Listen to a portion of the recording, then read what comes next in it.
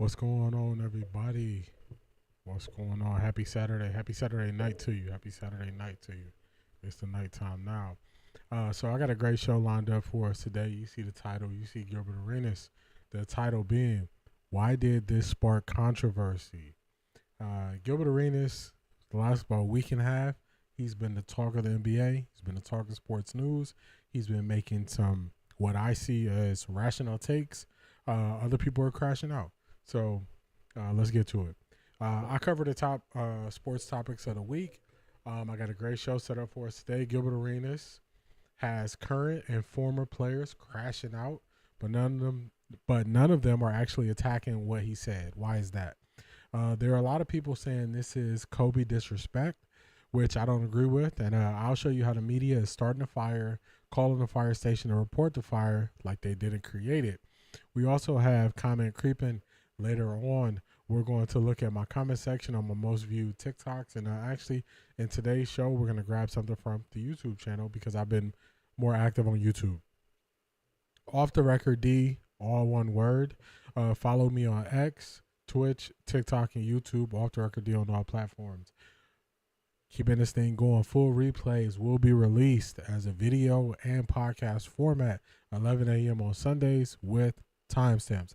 So I do this podcast for a couple hours. So if you're not able to stay with me for the full 2 hours, on Sunday morning, you'll be able to go on there and you'll be able to get, wherever you left off at, and you can kind of continue it from there. So that's that. Also, another thing. So actually, I'm not gonna pull it up, but this is something I want to say. I'm looking to grow my YouTube and my TikTok platforms. I have videos that people are tapping into. I'm sparking interest. I'm sparking thought, creating spaces for conversation. And because of that, tap in with your boy. Help me grow and become bigger on YouTube and on TikTok. So if you watch my videos on YouTube or TikTok, you comment it, you're going back and forth in the comments with people. Give me a chance. Hit that like and subscribe, especially on YouTube. I'm trying to get to 500 subs by, I would say, to start the first Browns kickoff. So that 1 p.m. on that Sunday at the first Browns game, I'm trying to get my subscriber count to 500 on YouTube. That's a goal I set for myself. I'm going to be putting out content every single day. I got some ideas of different ways I'm going to deliver my content on YouTube. So definitely be looking for me there and check me out. Help me reach that goal, getting to 500 subscribers on YouTube. On TikTok, I'm looking to get to 1,000 subscribers, and I'm trying to do that by the same time. I'm trying to get there by kickoff of the first Browns game. So that's the challenge. You see it. I'm putting out 3 videos a day on TikTok. I'm responding in the comments in TikTok. I'm what's the word? I'm setting up a space where people can kind of do their sports debating in my comments based on the videos I'm putting out. Doing some big numbers over there. So just my latest video that did really well on TikTok.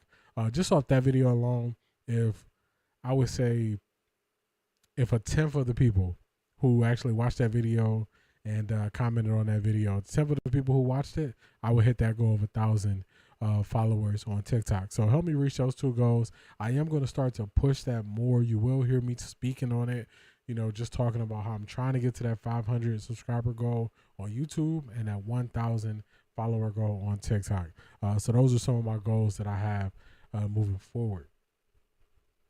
Hopefully my sound is coming through good. Let me do a quick sound check. So I just got to pull this up on my phone. Hopefully everybody's doing well on this Saturday night. I actually, now I'm always conscious of if my sound is actually coming through because I did a 3-hour podcast one day with no sound coming through. So now I'm super conscious and aware of it. So let's see.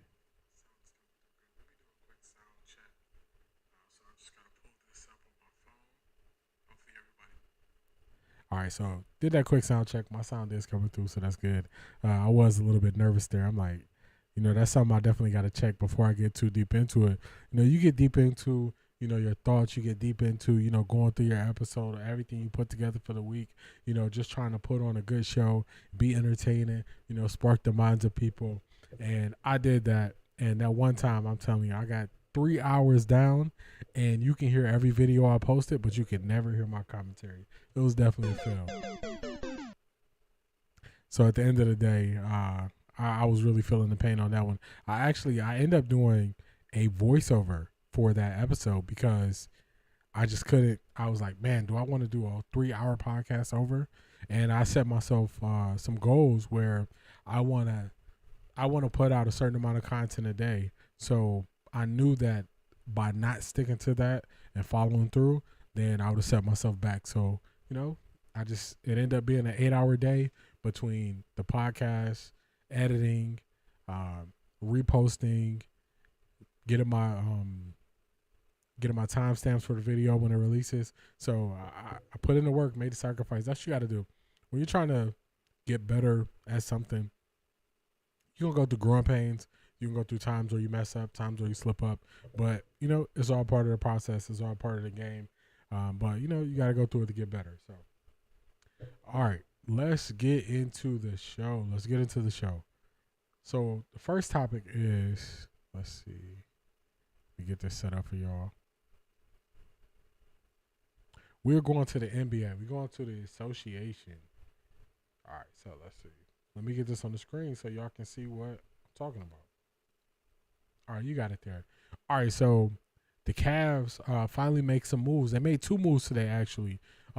They traded Isaac Okoro for Lonzo Ball. We're going to cover that. They also re-signed Sam Merrill. So, the way I'm looking at this is Isaac Okoro, he needed to develop something on offense, but in certain cases, guys, they are who they are. They struggle at getting better at areas of weakness. And Isaac Okoro was a great perimeter defender. He was a hustle guy. He gave full effort. But in the playoffs, he became a liability. So when teams can just sag off of him, then they can crowd the paint more. Then they can, so Donovan trying to drive, that's going to clog up the lane. If Evan Mobley is trying to do his thing in the post, that's going to clog up the lane. And you can't have a lineup where that Jared Allen is not going to stretch the floor with his shooting and then add another player who's not going to be a threat from shooting. You just kind of condense the floor and make it hard for your offense. So I wish Isaac Okoro the best. He definitely gave some hustle. I like this trade. This trade is all hinged on Lonzo Ball's health and his ability to stay healthy going forward. Now, the beauty of this is there's a team option on the second year of this contract. So if things don't work out, the Cavs are not tied to it, and they can shed, $10 million the following season if they don't want to pick up his team option. So that's that. Also, the Cavs re-signed Sam Merrill. Let me get that pulled up. I should have had it pulled up. I don't mind the Cavs re-signing Sam Merrill. I just think that where is the deal? All right, so Sam Merrill, they got him for 4 years, $38 million. I think this was a key signing that they had to do because you got to make sure you can space the floor. You have to space the floor, especially with the team we have and what we like to do offensively. You need those guys who can space the floor. I think this also says that Ty Jerome might not be coming back just because of the cost of what he'll be. And he had a really rough go at it in the playoffs. And there are some things that I just don't know if he can improve on drastically in this window that the Cavs are in and trying to really take advantage of what is going on in the East this year. So with everything going on in the East and it kind of being wide open, you don't really have the time to hope that Ty Jerome develops next year. You just kind of got to go. You really got to hope that Lonzo is a lottery ticket and he can set up the offense. He can get the ball up court, smart IQ. He won't get stuck in the backcourt on those traps. I mean, once Ty Jerome couldn't get the ball past half court, then he was a defensive liability. You can't really play him in the playoffs. And we saw that in the Pacers series where we couldn't really play him once we got behind the 8 ball in that series. So, I mean, if we don't get Ty Jerome next year, if we don't have Ty Jerome going forward, I appreciate everything he did for the Cavs, but it's one of those ones where, just a casualty of war when you're trying to get better. So that's our Cavs stories there. I don't think the Cavs, and they're kind of breaking it down here, the Cavs are not going to be doing a lot of things because they are a second apron team. So they're going to try to, push their chips in and go all in this year. But they're a second apron team, so don't be looking for the Cavs to make some big splashy moves. And Kobe Altman has already said that he believes in our core four. And with that, just don't get your hopes up and be let down is what I'm trying to say. All right, so Ace Bailey. This Ace Bailey situation, it's kind of been all over the place. We were getting reporting prior to the draft that there were certain teams that he did not want to play for, and he canceled some workouts, but he did work out at the combine, so all teams got his medicals and everything. I think that people were using that as an opportunity to take shots at him, which it doesn't seem like he is a bad kid. When they talk to him, when they interview him, he doesn't seem like a bad kid. So I think it's just, actually, he doesn't seem like a bad guy. I'm not going to call him a kid because he's a grown man. Once you can sign that contract, you're a grown man. He doesn't seem like a bad guy. It could have been some things that got out because he wasn't dealing with a well-known agent.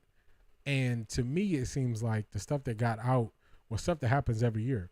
And Marcus Spears, that video that I was playing there, that's him arriving in Utah. People were saying, he's going to sit out the year. He's going to try to force his way out of Utah. That doesn't work. The NBA, the way it's designed, the way their CBA is set up, they control his rights for 7 years. He's not sitting out 7 years. So in the NBA, it's not like the NFL. The NFL, you don't come to a contract agreement. You can sit out a year, re-enter the draft. 1 year versus 7 years. One of them you got a chance, one of them you're not sitting 7 years. So that's that. We knew he wasn't going to try to, he couldn't force his way anywhere else once he got drafted. Now we have Mark Spears. Mark Spears put this out on June 27. He said, Ace Bailey's story reminds me about Steph Curry's father and agent asking the Warriors not to draft him in 2009 with the 7th pick so he could go to the Knicks with the next pick. Steph also didn't work out for the Warriors. Undeterred, Warriors GM Larry Riley drafted Steph anyway. So when you look at these situations, I think they're comparable because people are having a hard time going back to the time frame when the situation happened. Steph Curry coming out of Davidson, he was not just lock Hall of Fame player. He had some upside, but people thought he was undersized. Teams picked other point guards ahead of before he got drafted. So it wasn't just this lock. And that's, people are looking at it through the lens of Steph Curry's a Hall of Famer now, not through the lens of what Steph Curry was at that time. He was all potential before he played an NBA game. Ace Bailey is all potential. The only difference is the way we get information now versus the way we got information in 2009. 2009, we weren't getting the ins and outs of people wanting to go to teams, not wanting to go to teams. That's the new normal now, where we get more information based on how the media reports it. So I disagree with the people who were saying, but he's not Steph. Yeah, that's not really an argument. That's why let me rant for a second here. That's why I don't do the hypothetical debates. I don't do the coulda, woulda, shoulda debates. I don't do any of those I really don't debate people. I state how I feel about something, and then I might, go back and forth in the comments and reach, go conversations with people, but I have no problem with just stating how I feel clearly. You don't have to guess. You don't have to think that I'm insinuating something. No, I'll just tell you how I feel about it, and I'll move forward. So I know that happened to me in my YouTube comments this week. Somebody was saying because I said Shaq was dominant in three-peat, it seems like I was insinuating that Kobe was nothing. And I'm like, no, I'm just clearly stating that Shaq was this. I never even mentioned Kobe in the comment. So, just one of those things where I don't like when people kind of drag you into those back and forth hypothetical shoulda, woulda, coulda debates. So that's that on Ace Bailey. More power to him. He should have a good opportunity to excel in Utah. They got a great young coach. They're building a nucleus out there. So I'm not saying Utah's going to the finals, but it's definitely a place where you should be able to go and develop as a player. So that is Ace Bailey. Next. So the main point that a lot of people are missing, they are missing that Gilbert Arenas was looking for an understanding of how we got to this point with the NBA's top 75 rankings. He was in search of how we got to that point, and he had to go back in time and look at and kind of put together how they were grading it, how they were looking at things. So with that being said, the next thing we're going to do is we're going to look at the media, because to me, it's very clear Gilbert Arenas is calling out the media and saying, hey, y'all are saying this, but then y'all are doing this. Y'all are saying this is important, but then y'all are making this more valuable than this. So he's calling out the media. And sometimes the media struggles with covering something if they can't tie a story to it. And that's the case when it comes to what we're going to next. So Joy Taylor, let me get this updated for y'all. Joy Taylor said some things on, I believe it was the Joe Budden podcast. I couldn't find it anywhere, so that's why I have to do my reaction based on Marcellus Wiley's reaction of covering this. And it's a lot of times it's emotions. They just what's up, y'all? Smart. Dang, what happened there? All right, so And it's a lot of times it's emotions. it could just be loud in my ear. Hopefully, it's not too loud for y'all. Let's get to the beginning of this with Marcellus Wiley. So this is based on around Caitlin Clark, and this is why I say Caitlin Clark is polarizing. But also, this is a case where I believe this is the media changing the narrative in real time of what happened. So let me find a spot. Fair use for me using this video.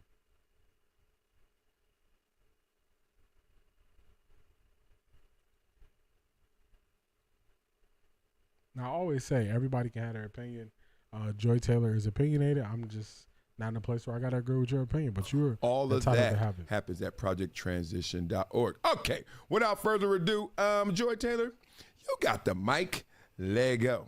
When Angel and Caitlin got into it in the championship game, and Angel did the ring thing, I said, this is the Magic Johnson, Larry Bird moment for the WNBA. Like, this is great. I'm a storyteller. I think storylines are so fucking important. I think you need villains. I think you need heroes. Mm-hmm. You need shit to sell. You got to sell a fight. Like, brand all of this. Mm-hmm. And it upset white men to watch this strong, winning, unapologetic black woman be in their, it be in Caitlin's face. Why your voice changing? Marcellus, you thinking the same thing I'm thinking. Well, let's keep going. You know, I'll just play. All right, I spent this. All right, so let's see. It's another point where she's going to be talking. Let me get to it. Or I think he leaves her talking, so let's see. Up too, because we're going to get through this. So she's talking a little faster because I sped it up. Don't put that on her. Save your space. Yeah, and they still cling to it. And it's now like spun to this whole thing where like Caitlin's better than Angel and blah, blah, blah. I just said we would not be talking about Caitlin Clark the way that we do if it wasn't for that moment with Angel Reese. And I will die on this hill. I will die on this hill.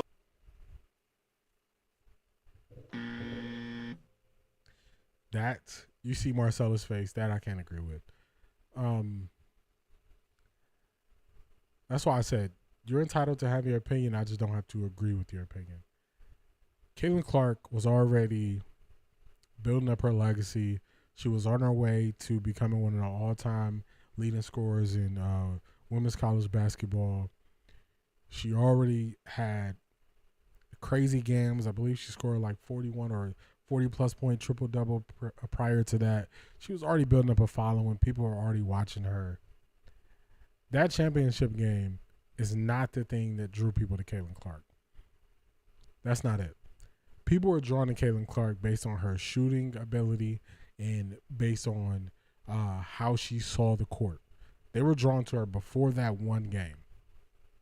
Now, if you want to say the media wanted to use that as a narrative to tie it together, the black and white thing, Larry Bird, Magic Johnson thing, then you can say the media wanted to use it as that. But Magic Johnson and Larry Bird could end up defending each other, could end up, scoring on each other. They don't play similar positions. They don't play similar style. Rarely are you going to see them match up on each other. So that's even a loose way to describe her versus Angel Reese. So let's keep it going. I was with you until I will die on the hill. I will die on Hey, the yo, hill. Joy. Hey, I will fight this Hey, yo, Joy, chill out, yo. fucking 300. All right.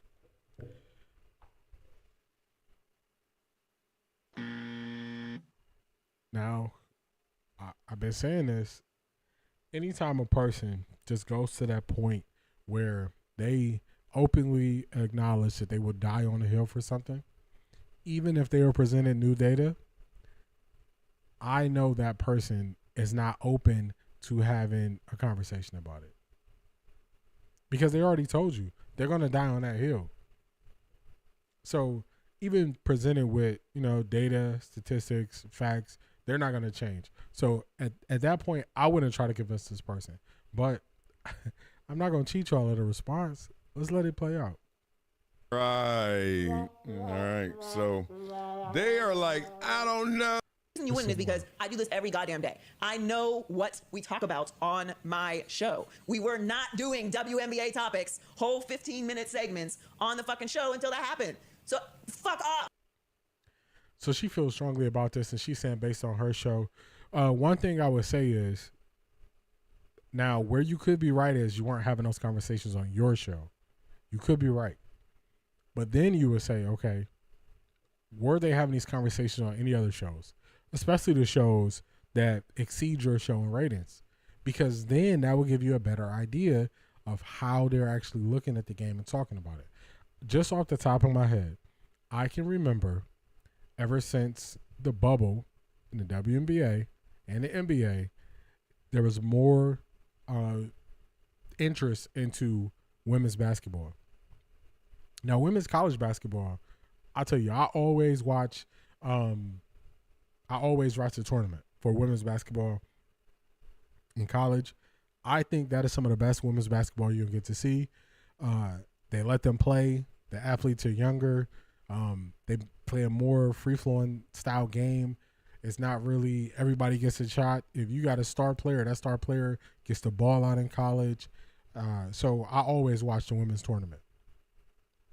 People were already going. So ESPN started to invest more in more coverage as they added the WNBA to their shows. They initially started on, I want to say it was ESPN2 that they started playing more WNBA games, because I would always catch the Vegas Aces on ESPN2 starting later at 10 o'clock because they're on the West Coast. Then as Caitlin Clark is coming up the ranks after they already has started to invest more into the WNBA, they naturally started to talk about Caitlin Clark. And it was before the national championship game, and at the very end of the game, Angel Reese taunted her. That is not when that happened. Maybe on her show, like I said, I'm giving her that. Maybe on her show it happened that way, and they couldn't figure out a way to talk about it. But other places were already covering it. At that time, you had Andrea Carter becoming a bigger presence on ESPN. You had Monica McNutt coming a bigger presence on ESPN. They would add segments where they would speak on college basketball, women's college basketball, and the WNBA with them on the show. So Joy could be in her bubble. She's only watching what they do on her show. She could not be looking at the competition and what they're doing, and she could have missed it. So I'm going to give her that grace, but I disagree. Let's see what we got from Marcellus. I know what I'm talking about. Joy. Like, it's not about saying that Angel's better than Caitlin or that Caitlin wouldn't be a great player. It is principle storytelling. I am not making this up. I know Joy. what we were talking about. Okay. All right. Ooh. So you heard that word. You heard that storytelling. That's one thing that I think people are kind of not really realizing and recognizing what they do on these shows and what they do. The writers do, the beat writers, they're trying to tell a story. We see it with the Shedeur Sanders stuff. If people don't know what it is, they'll just make up something and put it in there and say, this has to be it. Mary Kay is always telling the story. Tony Grossi is telling the story. ESPN Cleveland is telling the story. The Yahoo writer that we covered a couple weeks ago telling the story. It's always someone that's trying to tell a story. So that's one thing you have to remember. That's where like the Kobe and T-Mac thing came in. They were trying to tell a story. So I think people got to remember that. I don't think she's going to say anymore, but we're going to go forward to Marcellus Wiley breaking down. We have her point of it. Let's get to Marcellus Wiley. It's funny. He's going to use I think he's going to use ChatGPT when he break it down. Let's get to it. It should be right here. Caitlin Clark was already the face of women's college basketball before the title game. Let's be real. Elite Eight game, Louisville, dropped 41, 12, and 10. So LeBron, Cleveland, coming back from 3-1 stuff. First 40-point triple-double in NCAA tournament history, men's or women's. Oh, nobody knew about her. Oh, she needed something else to get her going. That viral performance made national headlines, ESPN, Bleacher Report, SportsCenter, and even non-sports platforms, CNN, Today Show, maybe not FS1. Joy's point. Celebrities like LeBron James, Steph Curry, and Magic Johnson already tweeting about her before she reached the Final Four. If Magic tweeting about you, you know it's big, and you know he going to give you that. That was a great job. So, come on now. Her viewership numbers spiked before facing LSU, right? Iowa, South Carolina. 5.5 million people watched that game. At that point, that was the most watched basketball semifinal game ever for the women. Come on. And Caitlin Clark was the main draw. We knew what it was. And she outdueled Aaliyah Boston, Dawn Staley's juggernaut, and her, and it's the coach. Okay. Hype and viewership peaked because of Clark's stardom, not because of Angel Reese. She ain't played Angel Reese yet.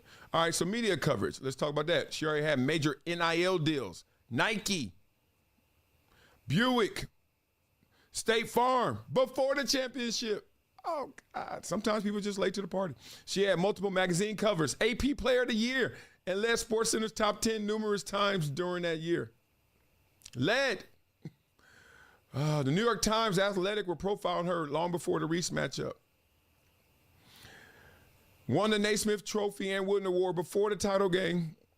She was already universally acknowledged as the top player in the country, even by Reese herself, who praised Clark multiple times publicly.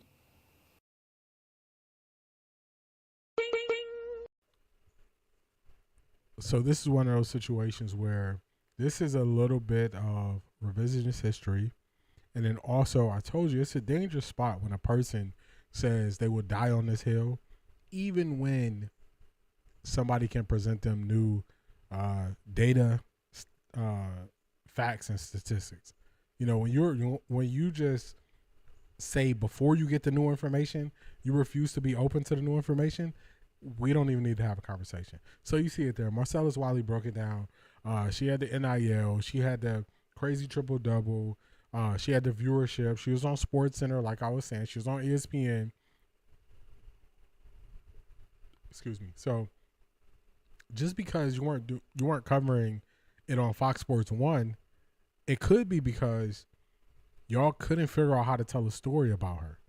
When in reality, all of these other people just saw her greatness. All of these other places saw her greatness. She had the Nike NIL, Buick, State Farm. She's in State Farm commercials now. She signed the biggest Nike contract for a WNBA player before she made it to WNBA. So if you were late to the party, that's okay. But just because you're late to the party, don't say everybody was late to the party. When you walked through that door late, the party was full already. You were just late to the party. You know, it's like when people have excitement for identifying a new music artist and they're like, man, I've been listening to them since the beginning, since they first started. Their first song that really went big, I was there with them. And then you have people who identify an artist after the first album comes out and does well and they enjoy it. Both of y'all are enjoying that artist, but to the person who didn't know this artist until their album came out would be crazy to say, man, this artist didn't do nothing before that album came out. That's kind of what Joy's doing. And this goes into the overall point of the show, you know, with the media telling a story. And you got to remember that. The media needs to tell a story. We saw it a couple weeks ago, or a couple months ago at this point now, Brian Windhurst. Oh, if LeBron and Steve Nash do a podcast and all they're doing is talking about X's and O's and basketball, nobody's going to watch it. They need story. They need drama. That's what Brian Windhorst said. We are in a place where the main people who are on sports media. So if you look at the top people who are on FS1, the top people who are on ESPN, what background do most of them have? Most of them have a writing background. They were writers. Stephen A., the biggest one on ESPN, he has a writing background. Chris Broussard, he was a beat writer. Think about that. Beat writer. What do beat writers do? They're on the beat for a team that they cover, and they're always writing about it. What do writers do? Writers tell stories. What is Joy saying? The story wasn't there until this point. No, you were just late to the party. But we got it. Joy just was late to the party. She's willing to die on that hill of being wrong. That's okay. It's not the end of the world, but it just shows you the view of the media. I want to bring you into the other side of how the media thinks and views situation. Let's get to this next story. This next one, this is not really about the media, but this is LeBron showing some self-awareness. And he actually created a meme based on what he's going to talk about. So let me pull something up. So if you look at the screen now, this is a screenshot that I took from my Instagram when I was watching this game. They became a viral meme. And I remember I took a picture of it during the game off my TV because I was just as shocked as they were, and I posted it right during the game. Well, LeBron has some fond memories of that too. And let's get to it. So let's pull this down so y'all can see. I just wanted to show y'all that. I always say, oh man, I should bring this or that. So I actually was prepared today to bring y'all what I was talking about. So this is LeBron. Fair use. Ever got away with? Me? Yeah. The most egregious travel I ever got away with. And you know what? The basketball guys was not on my side. The one that comes to my mind right now, I was my second stint with Cleveland playing in Washington. And we were down 1. I got the ball in transition about half court. And I was driving the lane. It's late in the game. I was driving the lane, and I got into the lane, and I traveled like a mother. And I got all the way to the lane and missed the layup. This is the layup. They didn't call the travel. They did not call the travel. I blew the layup. It's because you felt guilty. I don't know if I felt guilty. Brian, you took about 7 steps, man. Man, you went from here to the corner store. Man, you went road tripping on that one. Let's keep this thing going. It felt weird. You're just I was thinking, like, what they're are gonna you call this? doing? Like I had a wide open layup and missed it. It's the same game when I end up tying it, hitting the 3-pointer off the glass. So they made a After bucket. they made two free throws. And then I hit the. So what do you mean the basketball gods weren't on your side? Well, I mean, They came back around. because it came back around because I'm true to the game. I missed it. If I would have made it, Right. then They we would've probably found- lost the game. they'd found a way to yeah, get they'd you found a beat, way in. right. Basketball guys stayed with me a little bit. Beautiful. I love that. Love that. We're gonna pull that clip so guys, you know how people be like, LeBron's lying. He doesn't remember that. What is he talking about? That's exactly what happened. That was terrible. I had one this past season too in Orlando. That was so bad. Switched my pivot feet. Missed the shot too. No call. No. So I thought they were going to show the shot there. Let's see if I can pull this shot up. He hits this crazy shot. So Kevin Love is very underrated as a passer. Kevin Love is very underrated as a passer, but he was on the inbounds and he threw like a 3/4 court pass to LeBron on this play.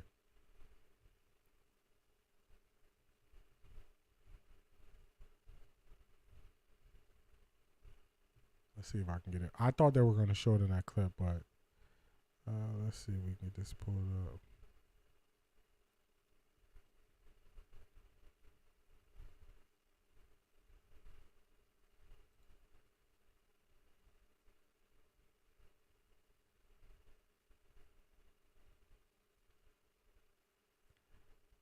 All right, let's do this.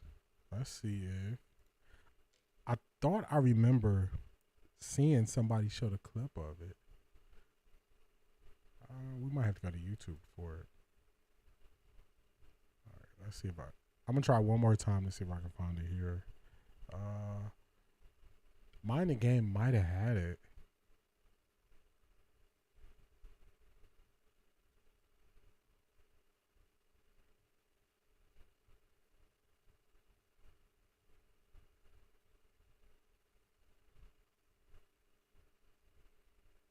Okay, so it might be in here. Travel ever got away with, and you know what? The basketball guys was not on my Get this side. up on the screen. The one that comes to my mind right now, I was my second stint with Cleveland playing in Washington, and because it came back around because I'm true to the game. Right. Then Let's see if they show we the finally shot. lost the game. They found a way to yeah, get they you found a beat, way. Yeah. right. Basketball guys stayed with me a little bit. Beautiful. I love that. Clips, so guys. Yeah, so it was a crazy. Let's see if we can find it on YouTube real quick. I'm invested in trying to find this clip for y'all now. All right, let's see.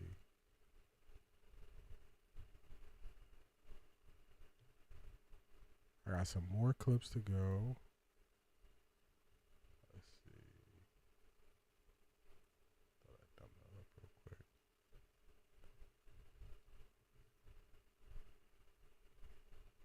Let's see.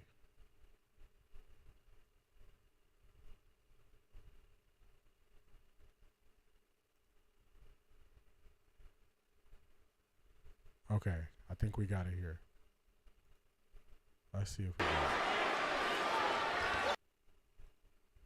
we got it here. We got it. We got it. We don't need the thumbnail. Fair use to me showing this NBA. Don't get me. It's only a couple seconds, but look at this shot, y'all.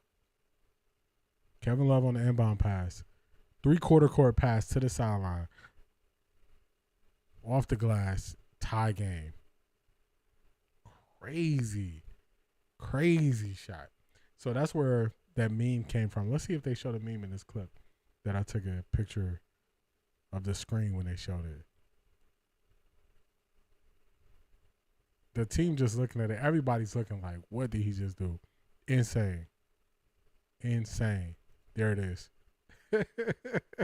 So when they showed that on the screen, I took a picture of it real quick and I posted it on my I think I posted it on my IG. That's how everybody felt that way. Everybody felt that way. So yeah, I had to find that for y'all. What we got next? So last week we covered last week we covered the Pivot podcast and Draymond Green. No. Let's see. So last week I covered the Pivot podcast and how they spoke on LeBron and ring culture. And then now they have Draymond Green on there, a champion. They're going to ask Draymond Green about that situation. And let's see if they keep that same energy that they had when they were there by themselves speaking on LeBron. So let's get to it here. Let's get this played. Everything else feels like a failure. Playing Toronto and getting there and not winning it, that's a failure. Playing the Cleveland Cavaliers and being up 3-1 and losing, that's a failure. To many other people, that's a great success, but when you feel what it feels like to have the trophy, everything else is just a part of the journey on the way to a destination that's ultimately important. Recently, LeBron James spoke about ring culture and how, in summarizing, like, it doesn't define like the individual's greatness. I disagree with that. I think part of being great is being great in the most important moments that allow your individual talents to elevate a team. How do you see LeBron's comments, but also how do you feel about ring culture and the value that we put on that as it pertains to individual teams and players? So I understood what Brown was trying to say. I do think, and I get the point. I don't think he did a good job of explaining it. And so when you are a champion, easy for you to say, yo, it don't matter because I'm a champion. But what Brown was trying to say, at least what I think he was trying to say, you got people that haven't done this and they use that to dumb down the greatness of other guys that haven't necessarily done it. Chris Paul is a winner. I tell people all the time, Chris Paul ain't never won a championship. Chris Paul is a winner. Never fortunate enough to get quite get over the hump for whatever reason, whether that was his individual ability, but that don't mean he ain't great.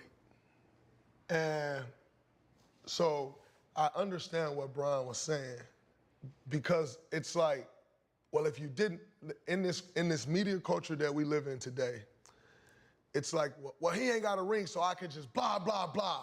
I could just crush this guy.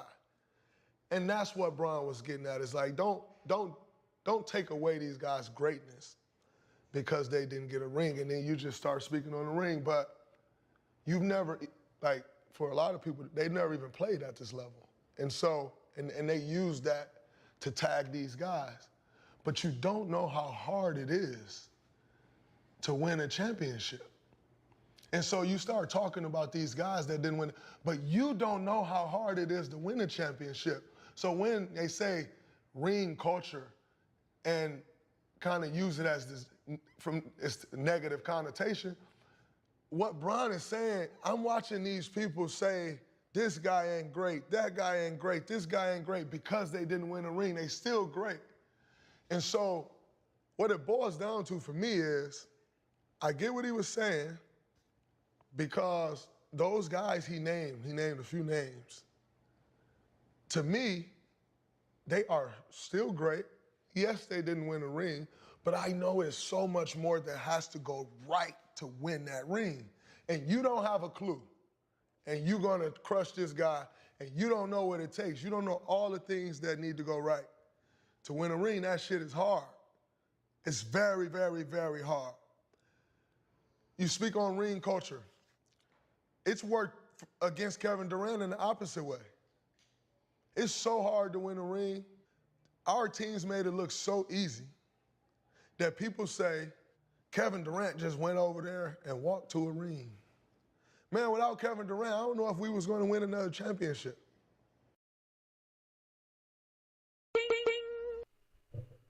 Ooh. Draymond Green said something real right there. So, as a Cavs fan, I know that if they keep Harrison Barnes over Kevin Durant, we can defend that team. The Cavs can. When they added that extra layer and that scoring ability in Kevin Durant, they unlocked something that we couldn't really beat. The only way you was going to have any shot at beating them was you're going to have to get Curry and KD in foul trouble. Because what we would do is to help off other guys, we would help off Harrison Barnes and Draymond, and we would put more focus onto Klay Thompson and Steph Curry. But once that Harrison Barnes got swapped out for KD, that's one less person you can kind of hang off of, and you really got to play close. So they just put us in a weird spot, and there wasn't really much we could do. But you hear Draymond say that. And also I find it funny that Ryan Clark is letting him say everything he's saying. It doesn't seem like he's going to take this back and say, oh, LeBron was saying this because he was trying to defend his legacy against Michael Jordan. But let's keep it playing. I let it play. I want to be clear. Sometimes people say, oh, I got to hear more to get the context. Okay, we'll let it play. Let's see if Ryan Clark has that same energy when he asks Draymond that question. He didn't come and walk to a ring. We just got that good and made it look that easy. And so then this dude got the 2 rings and they still use it against him. That's the problem with ring culture. That's what LeBron was getting at. But what happens when you have somebody who is as great as Chuck that has bought into, right? So even the basis of how this question is starting, this is what happens when you do everything in boxes. You put everybody in boxes, because then when people check multiple boxes, then you get stuck in these weird places. Champion versus not a champion. So if you were Pat McCraw, who won 2 chips with the Warriors and then one in Toronto, he's a champion. Would you say his career is better than a Charles Barkley who's not a champion? You never would. So instead of just giving people certain amount of props for their accomplishments, just grade people based on what they're doing in that moment, how they're speaking in that time. Because now Freddie T is going to go to Barkley and say, but Barkley has accepted it. So basically, why won't everybody just accept the fact that they didn't win a ring? Because everybody's not the same. And people have different views. And I say this is where I saw that ring culture thing getting dangerous. You look at Denver. If Jokic don't win no more rings, are we going to look at his run as a failure? If Giannis don't win no more rings, if Tatum and Jaylen Brown don't win no more rings, if the Pacers never make it back to the finals, and based on how Game 7 was going and Halliburton was playing, if they never make it back to the finals, are we going to say that we're going to call Halliburton an underachiever when they did nothing but overachieve? Nobody picked them to be there.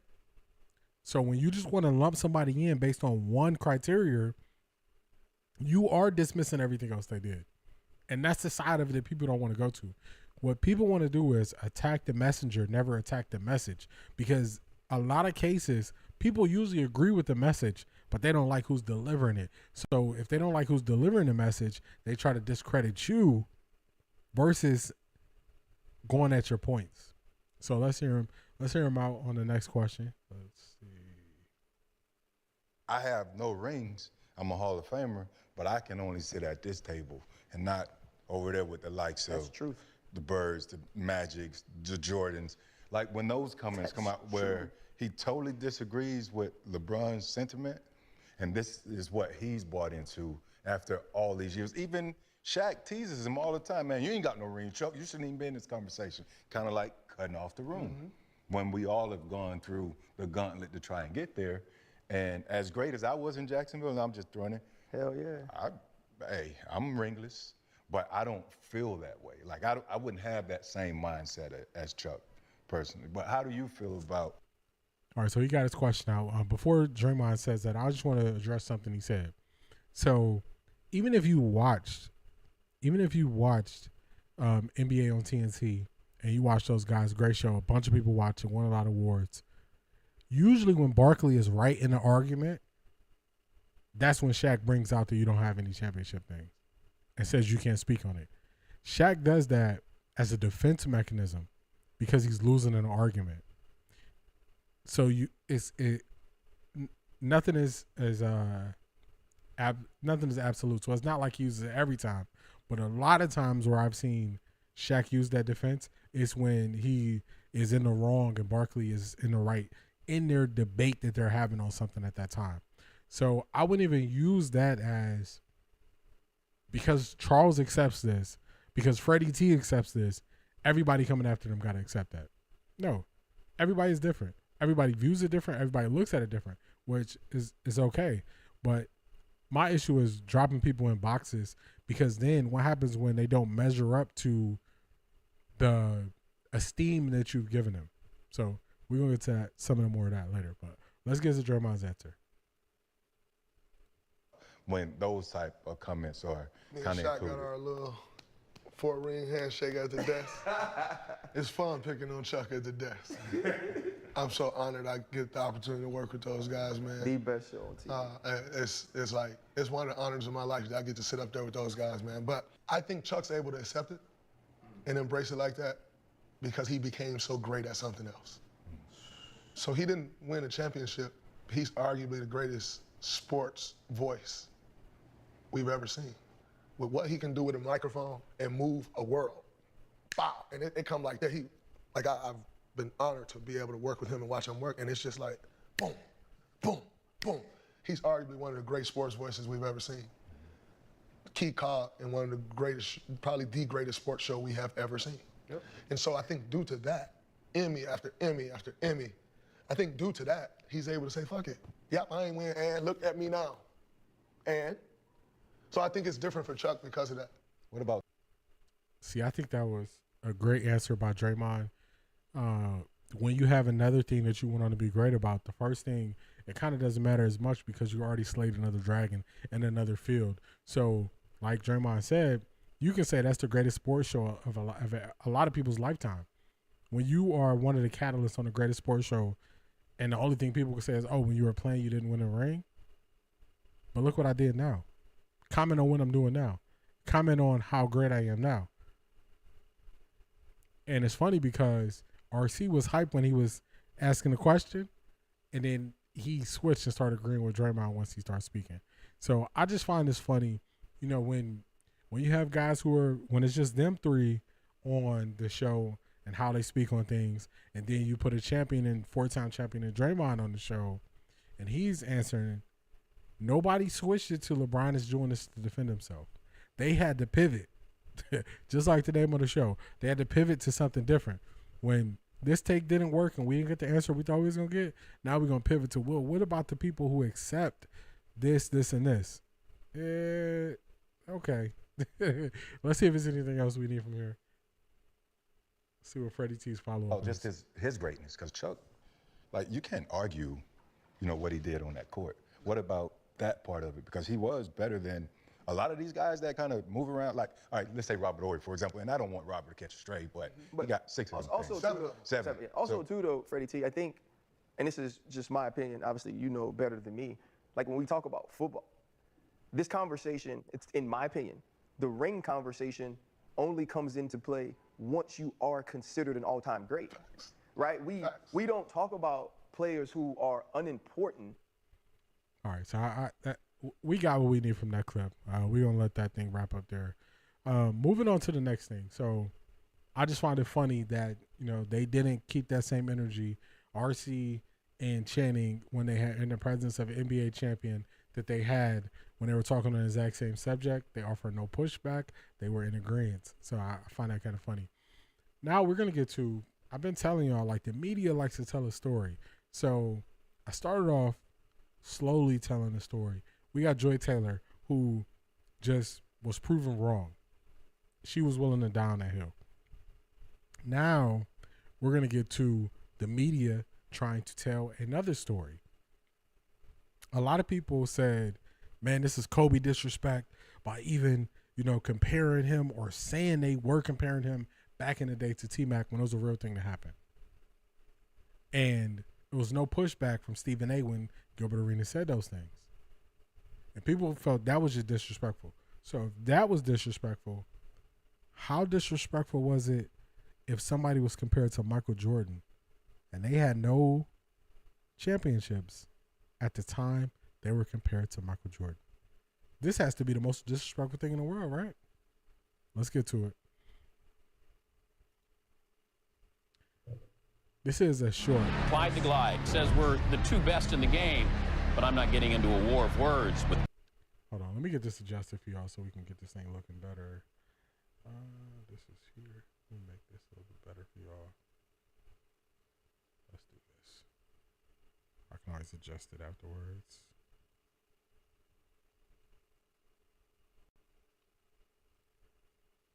All right, that's better. Mike. Clyde was a threat. You know, I'm not saying he wasn't a threat, but me being compared to him, I took offense to that. I'm working for NBC. I'm covering the finals.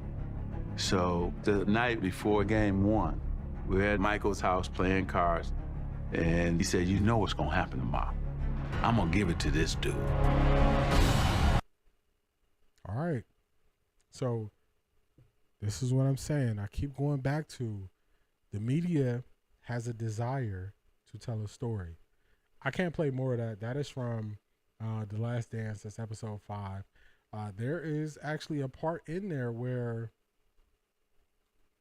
the announcers, before the game, while the guys are still in the layup lines, they're going to say, yeah, if you just look on paper, you can't really tell the difference. Their stats look pretty comparable. They kind of look the same.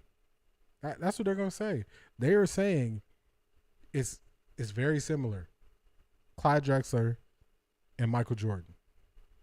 That's the exact same comparison they were having with Kobe Bryant with 3 rings and Tracy McGrady with no rings. So that's one of the main things that Gil said that people did not hear. He said the media was having this conversation. And all that vitriol, all that anger, all that everything, backlash, all that controversy that came from it when at Gill. Oh, you never won. You never got a ring. You never this. You never made. So I told you what the media was doing, and you attacked me. I'm going to say it again. People attack the messenger, not the message. A lot of times when people can't attack your argument, they go right to attack you personally. And we're going to see this. And the people that's crashing out about this, they are not attacking the right people. I said it last week, and I posted up a clip on my TikTok, and somebody was like, oh, well, you know, I was saying ring culture didn't start now. I said it started before. People just want to act like they put it on LeBron that it started. So I played the clip of Stephen A. Smith talking about how Jordan felt like him getting all these endorsements, the way he was portrayed, he should have a ring to go with that. Somebody said water's wet. And I said, okay. Sometimes people don't want to go at your point that you're making. My point was very clear. This started before LeBron went to Miami, and it was proven based on what Stephen A. said. So a lot of times, I called it willful ignorance when I was talking about Ryan Clark last week. He was being willfully ignorant when he was speaking on the subject. I think two things are happening. I think people like to debate so much that the first thing they do is question what you say without doing any research into what you say, which happened a lot with Gill. And they just want to argue. And I'm not the arguing type. Like I said earlier, I'm just going to state my opinion of how I feel about something, how I view it, and then you can feel however you want to feel about what I say, which is okay. So it is what it is. What we got next? All right, so we're going to get to Swaggy P. Swaggy P is going to snap. He's going to snap. And when he snaps, he still doesn't attack nothing Gill was saying. But first, actually, I think we got Ron Artest first. I think we'll get to Ron Artest first. Let's see. We got Ron Artest first. Let me check out how I got this set up. Yeah, it was a point in time. Yes, we got Ron Artest first. So, again, somebody in my comments was saying they weren't comparing them. Okay. I wasn't in the league. I remember the comparisons. I remember it being a thing. Let's hear from players who were in the league at that time. Let's hear from somebody. I even told people, Ron Artest said this. Ron Artest played with T-Mac. He played with Kobe. He played with both of them. Let's listen to what he said. Because what people want to do is they want to do the Joy Taylor. They want to change the narrative. They want to look at things based on when they noticed it, not what was happening before they noticed it. So let's go. Here is, actually, I'm sorry. This is Metta World Peace. Metta World Peace. That's what you're talking about. That he's talking about that time. It was a point in time where T-Mac was like, we were saying it. It was like a point in time where everybody was like, "Oh, who's better?" It was a point in time like for 2 or 3 years. That was the conversation. And Kobe. Everybody thought I was. Hold on. What did he just say?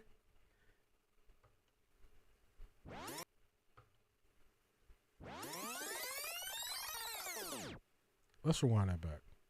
Because people were saying that this was made up. People were saying this never happened. Let's go back. Yeah, it was a point in time where T-Mac. That's what you're talking about. He's talking about that time. It was a point in time where T-Mac was like, we were saying it. It was like a point in time where everybody was like, "Oh, who's better?" It was a point in time like for 2 or 3 years.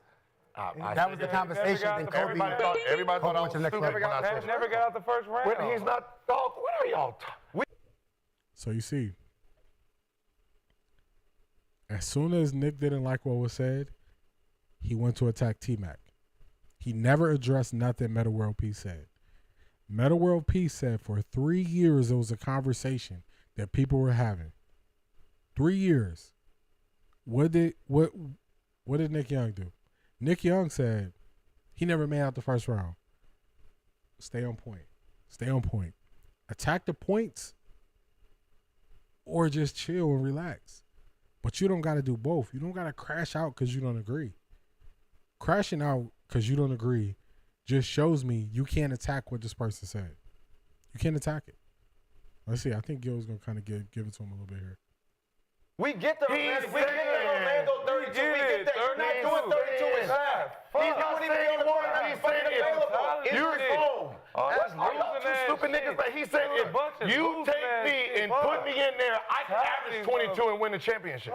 That's what he's saying. I don't know. Kobe was averaging 30. Like Kobe was averaging 28, 20. Yeah, 28. The first year he averaged 22. But what he's saying, if you just put me in there and I'm doing what I'm doing, I'm the second option and I'm playing my role, shit, we can win a championship. What makes me not win a championship? Well, you know, Shaq he's not saying he's going to be there and do this. He's just saying, you put me there.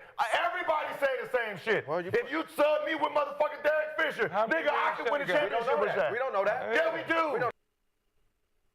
See? So this is willful ignorance. They're given new information. And after this, they're going to go to how old they were at the time this was happening. Because I think that's another part of this. The younger generation is so used to the debate style that they forget that in a true debate, sometimes you concede because the other person got you. And people act like that doesn't exist. So I'll give you an example about me. I posted something on TikTok. I interpreted what the person said wrong. The person was agreeing with me, and I thought they were disagreeing with me. They said, nah, I was agreeing with you. And I said, my bad. That's me conceding. I read this wrong. I interpreted what you said wrong.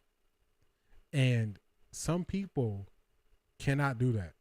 So they rather crash out. They rather not attack your argument. They rather attack you personally.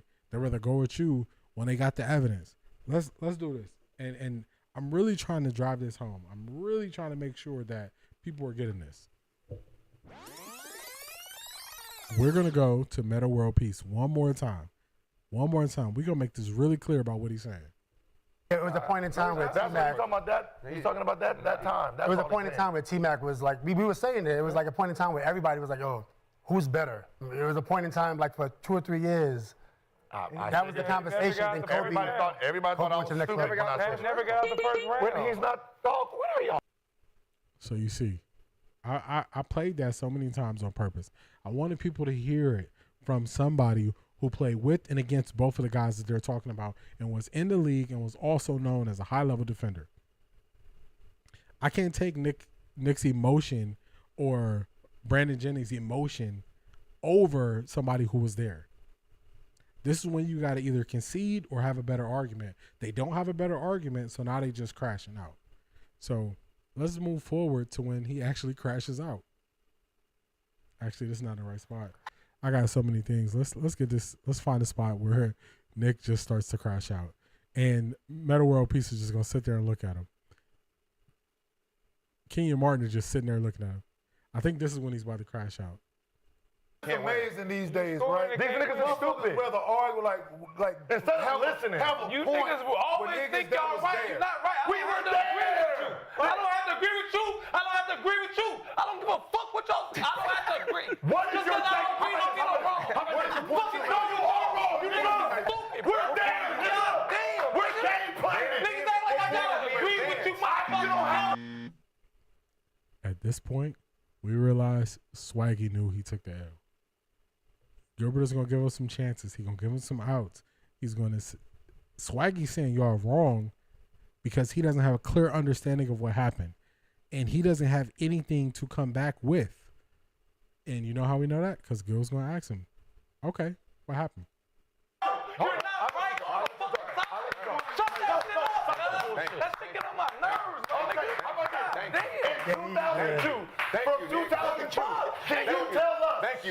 You niggas don't have, y'all not right. Let's go. We're not right, and we were there, and we're game planning, we're talking, we're guarding these 2 men. We're not right. I know, he bust y'all. Now you tell us what was being said. How about this? What was being said in 2002 then? Since we're wrong, tell us what was being said in 2002. I don't know. I was a Kobe fan. Shut the fuck up. I was a Kobe fan. I don't give a fuck what you're talking about. If you can't get the championship.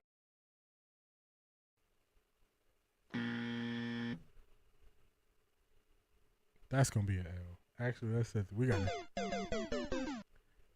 So you did all this arguing.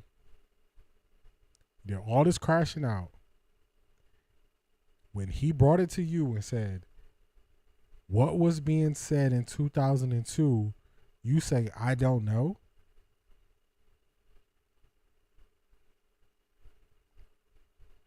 Now, earlier, I said, People believe that a championship puts you on a higher level of understanding.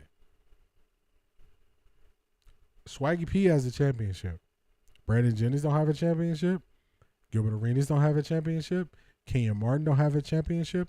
Meta World Peace has a championship. So those two, if we, based on how people like to do stuff, this is not me, this is other people. Based on how people like to do stuff, they say, well, those two, their voices mean the most. They're the ones who get to sit at the I have a championship table. And then we have situations like this, where he's asking him a very clear question that Nick Young disagrees with, and he can't articulate what was happening. He's just telling them that they're wrong. So then when you have a situation, Meta World Peace, Nick Young, both champions. Whose opinion or whose view holds more weight? See, when you start putting people in these situations where you elevate them because of a team accomplishment, you are also trying to, a lot of people, they elevate their viewpoint. And I'm doing this for a reason. I'm telling you all this for a reason, because later on, people are going to try to use that same argument and say, you can't speak on this because you don't have a championship. But then when we let you speak on it, this is what you say. This is the argument you make. And we're supposed to give this even time of day to listen to it because he has a championship? No. Do you have, remember, this is a different arena. We're not talking about X's and O's on the court. We're not talking about shooting jumpers, playing defense, switches. We ain't talking about that. This is the media portion. Where's your media championship? Where's your media Emmy? If nothing else you can take away from the guys on TNT, they got Emmys. One of the longest running sports shows. They got the awards in this arena. Even though it's stuff they say I disagree with, but we got to stop. People just take the easy way out and say, this person the champion. We got to believe what they say. Because then when they talk, they do something like this. This is crazy. This is crazy. Just a complete crash out with no rebuttal. Never attacking the argument.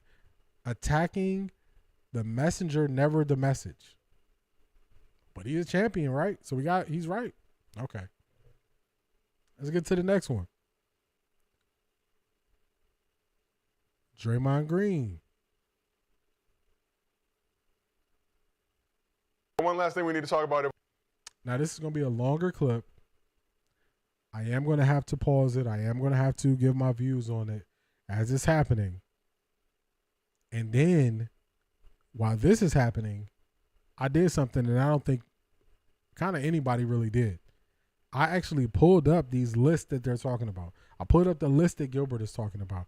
I pulled up the people who voted for that list that Gilbert is talking about. I did that. I think a lot of people speaking on this never did that. So if you notice, how come the media is not attacking Gilbert about this? How come it's only current and former players crashing out about this?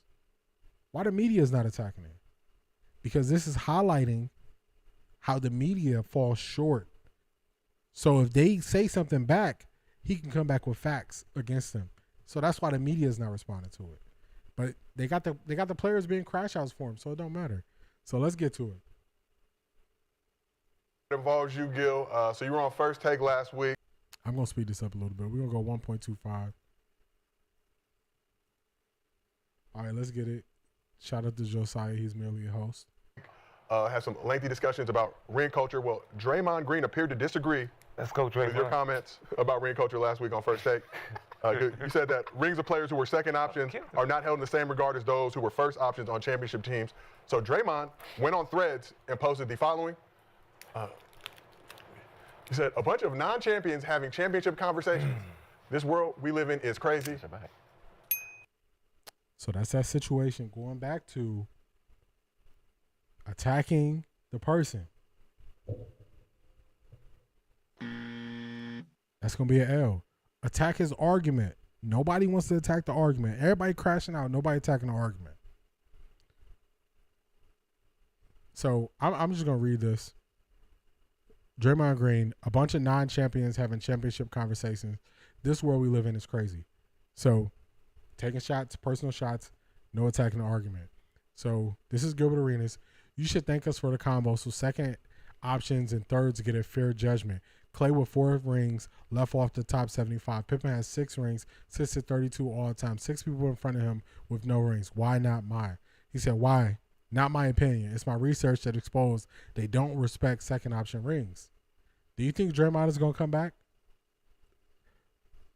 This is insight. Do you think Clay took exception to being left off the top 75 for people who don't have rings? Remember, Clay and Steph was the catalyst for that run.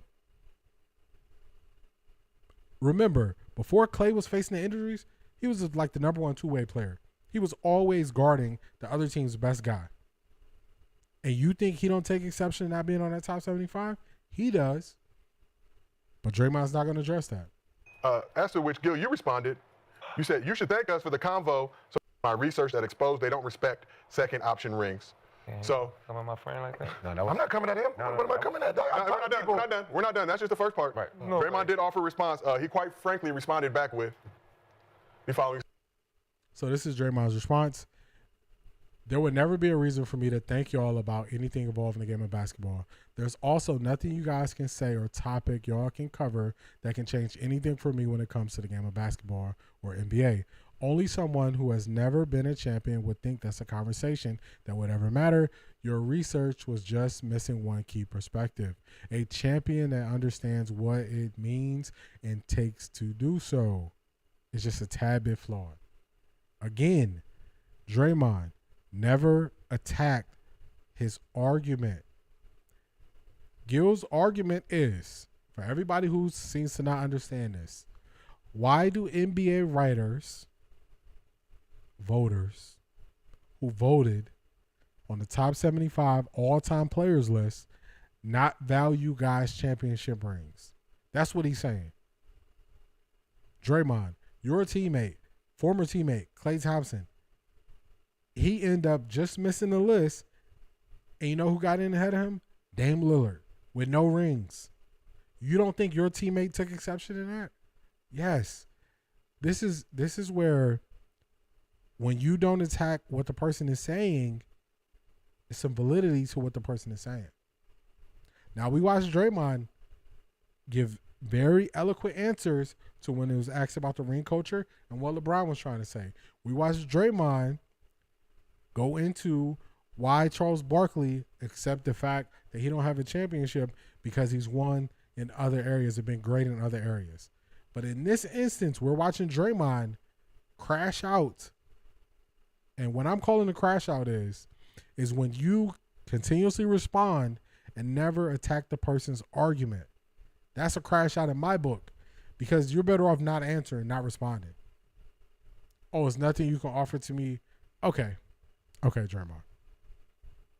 This is why, me personally, I don't attach 100% or I don't grant 100% belief in a person's view, and I don't put anybody at 0. So I believe people have times where they can say something that's valuable to you, and they can have times where they say something that's no value to you. I'll give you an example about Gil's Arena.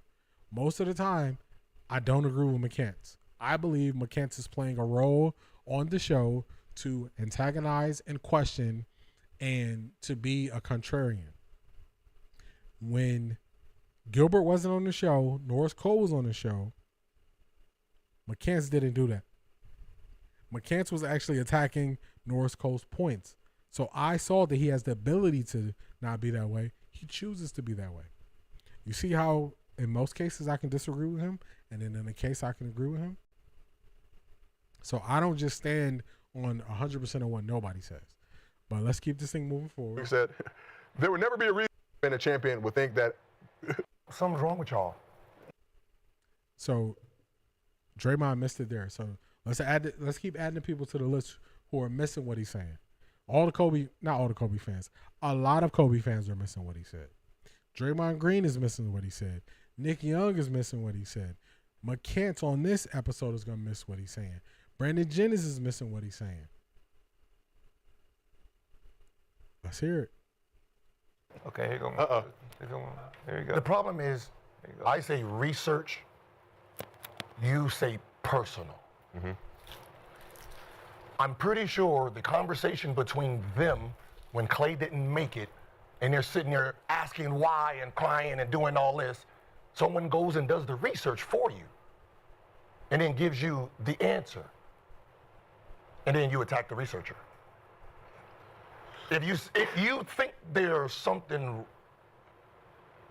off about what I'm saying, then you answer the question. Why do you think Clay, at the moment of time when they're voting, has 3 rings, he has 2 All-NBAs, and he has 5 All-Stars? Why would that man be left off the top 75 for number 75, who has 6 All-NBAs and 6 All-Stars? You would think the 3 championships will push him over the top. So if you don't like my fucking research and my answer, then you answer it. And please don't say, I don't care. Come up with an educated answer. That's where people they're not going. They're not coming up with an educated answer. They're not coming up with a response. They're not coming up with a rebuttal. That's why I told you I don't debate people, because they don't have an answer. They just don't like what you're saying. Nick Young proved it. He just didn't like what Gilbert was saying. Brandon Jennings didn't like what he was saying. Draymond Green didn't like what he said. But I'll tell you what most people haven't done. Most people haven't actually pulled up the list. Most people haven't actually looked at it.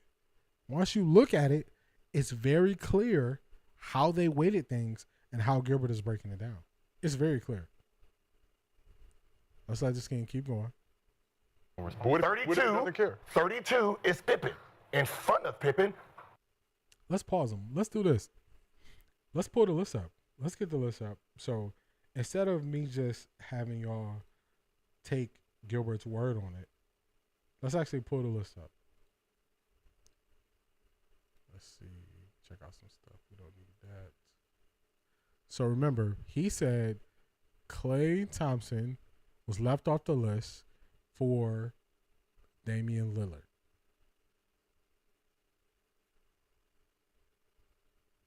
So this is the list right here. They got Bill Russell when they're showing the list. And let me make this look a little bit better for y'all. Let's put this over here like this so y'all can see, because they kind of have it tailored to the right. All right, so let's look at the list. So we need to look at number. So they did have a tie. So this person right here, Bill Sharman, it was a tie. So they actually added a 76 player to the list. But what he's talking about is Dame Lillard, because Dame Lillard was a cutoff at 75. So this is 75. This is Dame Lillard. So when he addressed Draymond, he said specifically, I know y'all were asking why in that locker room was Klay left off this list for the top 75 and being left off for Dame Lillard, who doesn't have any championships. Those championships should have put him higher. Nobody wants to answer that question. Nobody even wants to address it.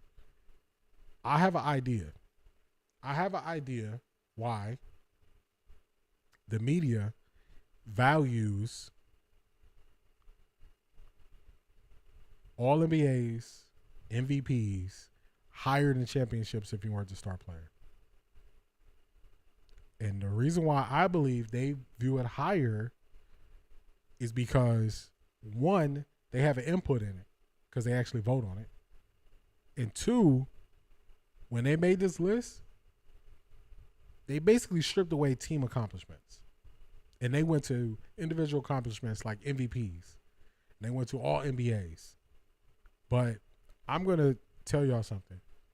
To me, and just think about the last 10 years. To me, it seems like the MVP award is always a year behind. They're always trailing a year. Let's do this. Let's see. Let's just not talk about it.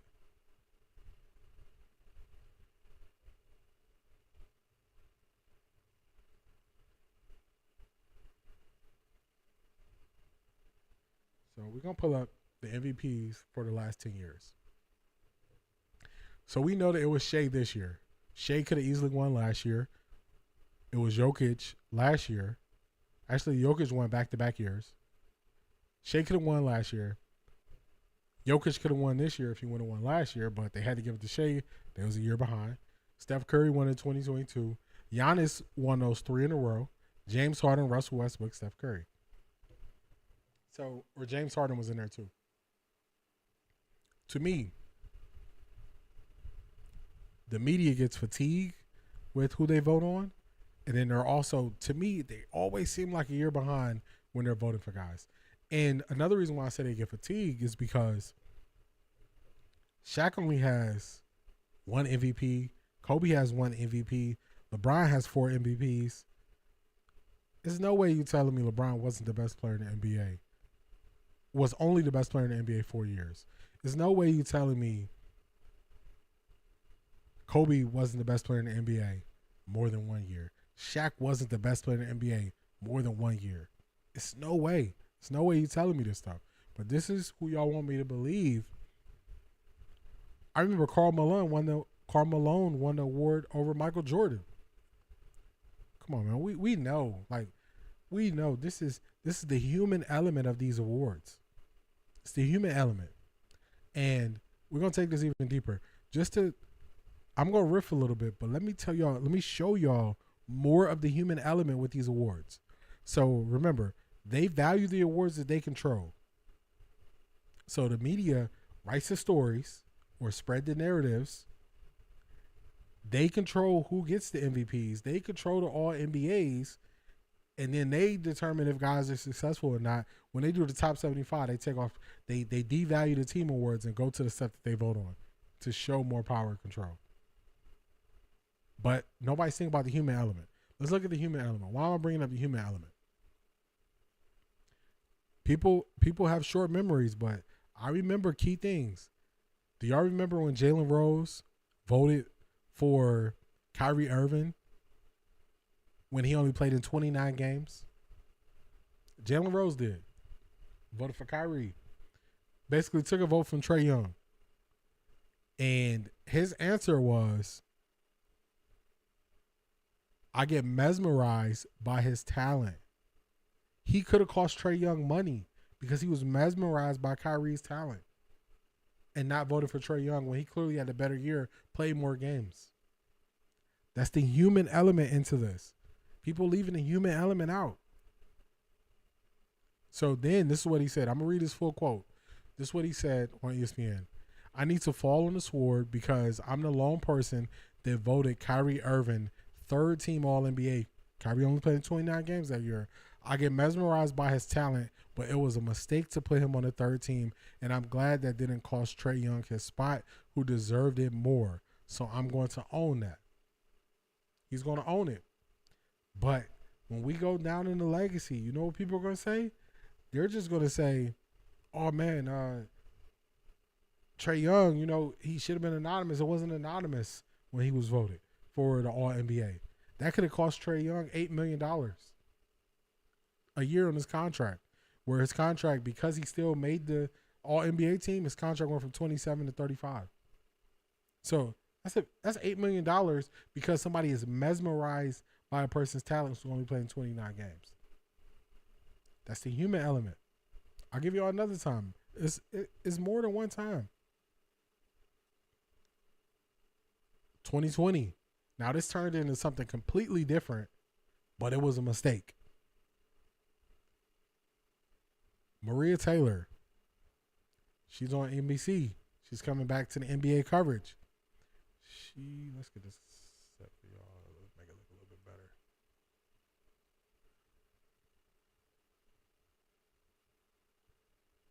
Okay, so this is 2020. She was voting for the All-NBA teams. She was the only voter who didn't vote for Anthony Davis to make an All-NBA team. She was the only one who didn't vote. He got 99 out of 100 votes to make one of the 3 All-NBA teams, or actually first or second team. She said it was a mistake, but that's the human element. So it's elements to this story that nobody wants to talk about. We can go back. We can look at the writers. If the writers didn't like a guy in the NFL, they would penalize you when it came time for you to go into the Hall of Fame. T.O. should have been a first ballot Hall of Famer. He wasn't. Why? The way the media viewed him. Not based on what he did on the court. Not based on what he did on the field. So it's the human element that people are not talking about. So when people just say, oh, why we listen to them? Why does we don't care about them. Their credibility doesn't matter. Actually, it does matter because they have the power. Now in the NBA, they have the power to determine if you can get a max or a supermax contract. So they definitely had a power. So you can say, oh, we don't, they are ingrained in this process. If 20 years from now, y'all going to be counting MVPs and how many MVPs a person got, how can you say that what they say or do doesn't matter when it impacts people's legacy? People's legacy are on the line with this. Clay is a made man etched in stone if he's on the top 75 list. His legacy is attached to that. Let's look at the next one because that was Damian Lillard. Let's go down the list. He said Michael Jordan. Anthony Davis made the list. Anthony Davis, champion. When they did this, he's number 71. 2 ahead of him. Carmelo, no championships. Russ, no championships.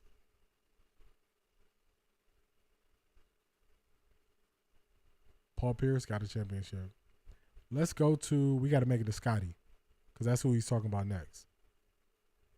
Reggie Miller, no championships. Gary Payton got one. He got his in Miami. Patrick Ewing, no championships. Steve Nash, no championships, number 37. Scottie Pippen. Remember, Gilbert was just saying, Scottie Pippen's number 32. He's 32 on the list. This number 32. Fun fact, Scottie Pippen is my favorite player of all time. I got a bunch of Scottie Pippen basketball cards.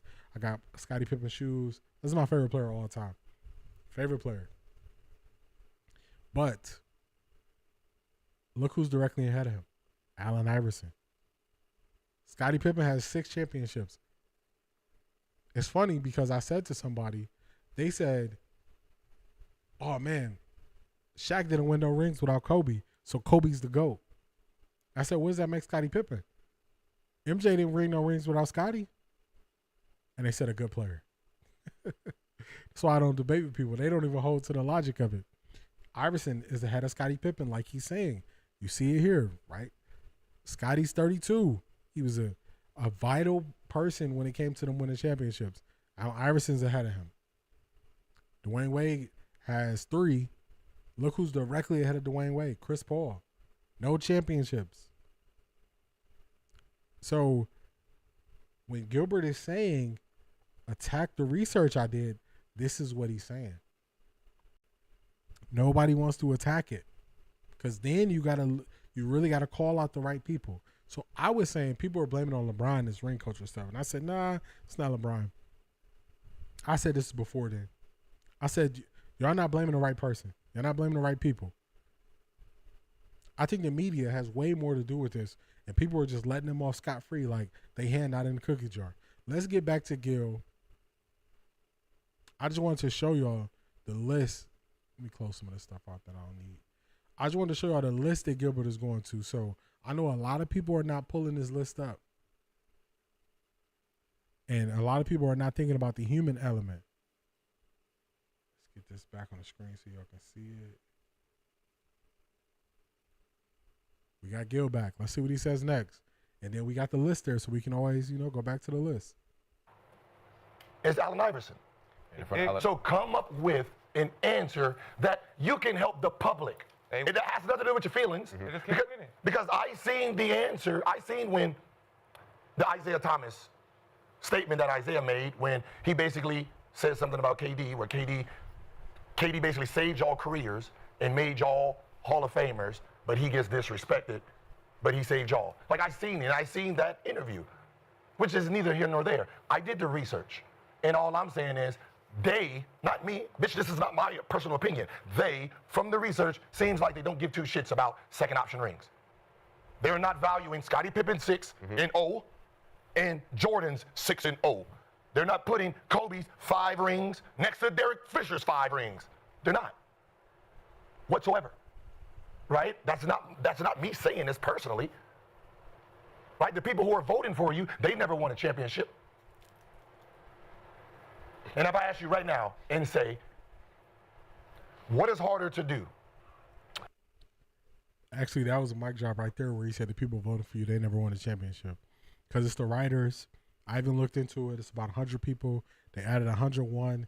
They have the 101 is the fans actually give one vote that counts in there.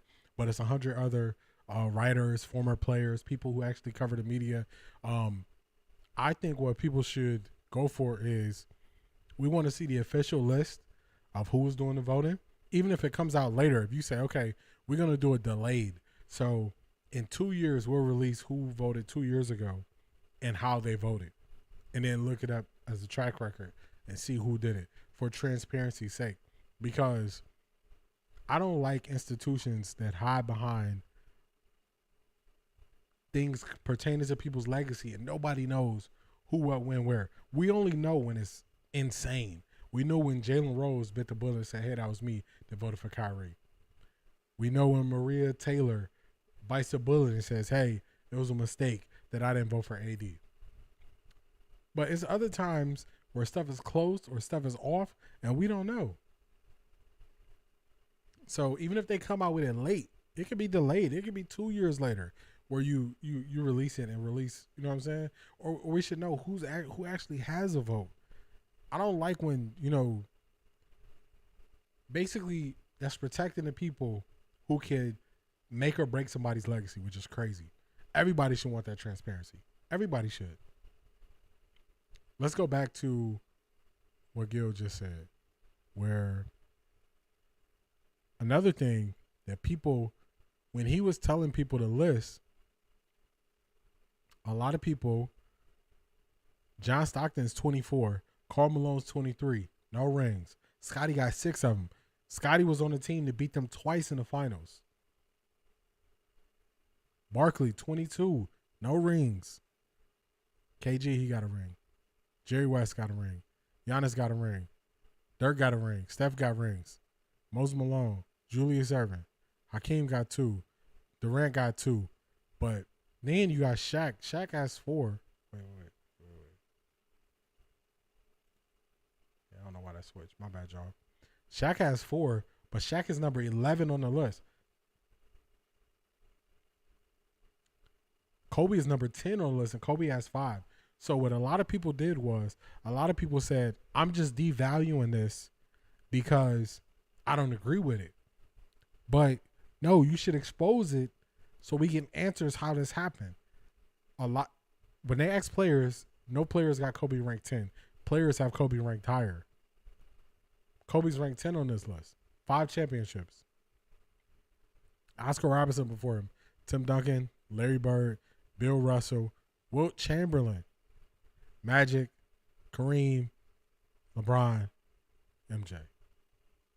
If you ask players to do this exact same thing, active players, or you can't really do active players, they too young, they don't know most of these guys.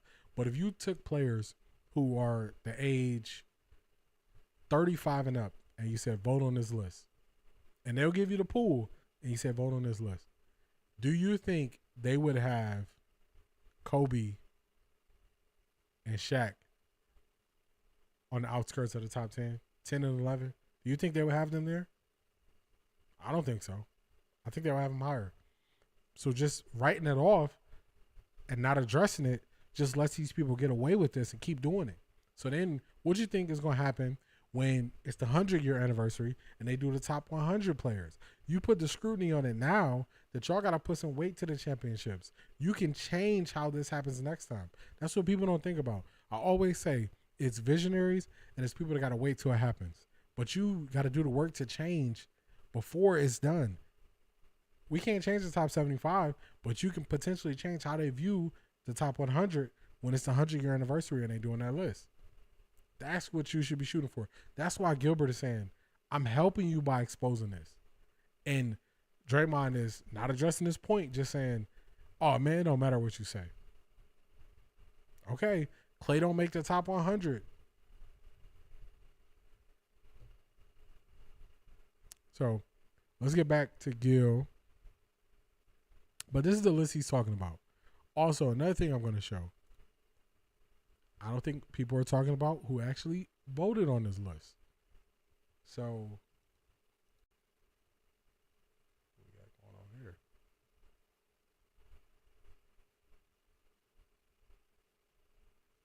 Locked it back up. Gotta make this a tad bit smaller so be on the screen. There we go. So they have everybody who voted on this list. And I'll read some of the names so y'all can see that, you know, they had some players and they had some media. So I'm going to read some of the people that y'all would know. So Sue Bird, Mike Breen, Doris Burke, Jerry Colangelo, Doug Collins, Cynthia Cooper. Giannis actually was voting on the panel. Charles Barkley, Rick Barry. Let's go to the next row of people. Steph Curry, Tim Duncan, Clyde Drexler, Julius Erving, Patrick Ewing, Walt Frazier, George Gervin, Becky Hammond, Elvin Hayes, Ernie Johnson, Magic Johnson, Michael Jordan, Steve Kerr, Lisa Leslie, Nancy Lieberman, Zach Lowe, Earl the Pearl Monroe, Steve Nash, Rachel Nichols, Dirk Nowitzki, Shaq, Robert Parrish, Candace Parker, Chris Paul, Scottie Pippen, Greg Popovich, Amar Rashad, Willis Reed, Pat Riley, Oscar Robertson, David Robinson, Bill Russell, Bill Simmons, Sam Smith, Stephen A., Mark Spears, Eric Spoelstra, John Stockton, Hannah Storm, Cheryl Swoops, Isaiah Thomas, Rudy Tomjanovich, Peter Vesky, Bill Walton, Jerry West, Michael Wilbon, Lenny Wilkins, James Worthy. So it's players on there. It's people in the media on there. When Gil was saying, question it, attack it, you can go ask the questions of these people. I even posted on my X account. I actually sent something to Gil like, hey, Cheryl Swoops was one of the people who was on the, she was one of the people who was on his list. And I sent it to Gil like, hey, next time she's on the show, why don't you ever talk about it? Why don't you ever break down how it went when they were doing this voting for this? You know, dig deeper, ask the questions. See, I'm the person that's willing to do the research, willing to dig deeper, willing to ask questions. So now let's get back to Gil. Where we at? We got Gil left. We got Gil here. Let's get Gil playing again. Let's see what we talking about, Gil. Win an MVP or win a championship? What would you say? It's probably harder to win it. That's when he's going to say, is it harder to win an MVP or a championship? He just used it mathematically. Mathematically, it's harder to win an MVP. That's very easy. It sounds like winning a championship is harder, but it's 1 versus 450 guys in the NBA versus one team versus 29 other teams. So he just used the math. That's all he used right there. Let's see what McCann's got to say. McCann's ain't been talking. MVPs. You say, oh, I got team wins. I got a championship. Rashad, please jump in. Gil's taking a pause. What we play the game for? Man, niggas is winners. I don't know what y'all What do we play the game of basketball? What's What's do his we name? cry when we lose? Aiden Naismith. Mr. Aiden Naismith.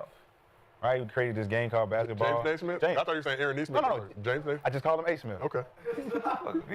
So I'm like, all right, the game, the essence, man, the thing we grew up so passionately to be around was a team game. I think the top 50 may have fucked it up because it gave an indicator of where you should strive to try to be the top 50 players of all time. They all got jackets and shit. Then you introduce top 75, and then it just becomes not about team at all. Like we have sprouted Because seeds. they can't win. We sprouted seeds in the youth to make it now. Like Can't win.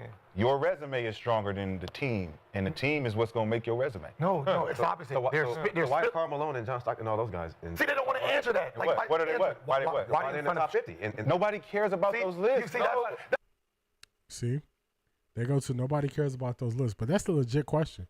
So let's go back to the list. See, the easy way out is to just say nobody cares. But remember, you can say nobody cares, but they're determining people's legacies. They're determining if people can sign a supermax contract.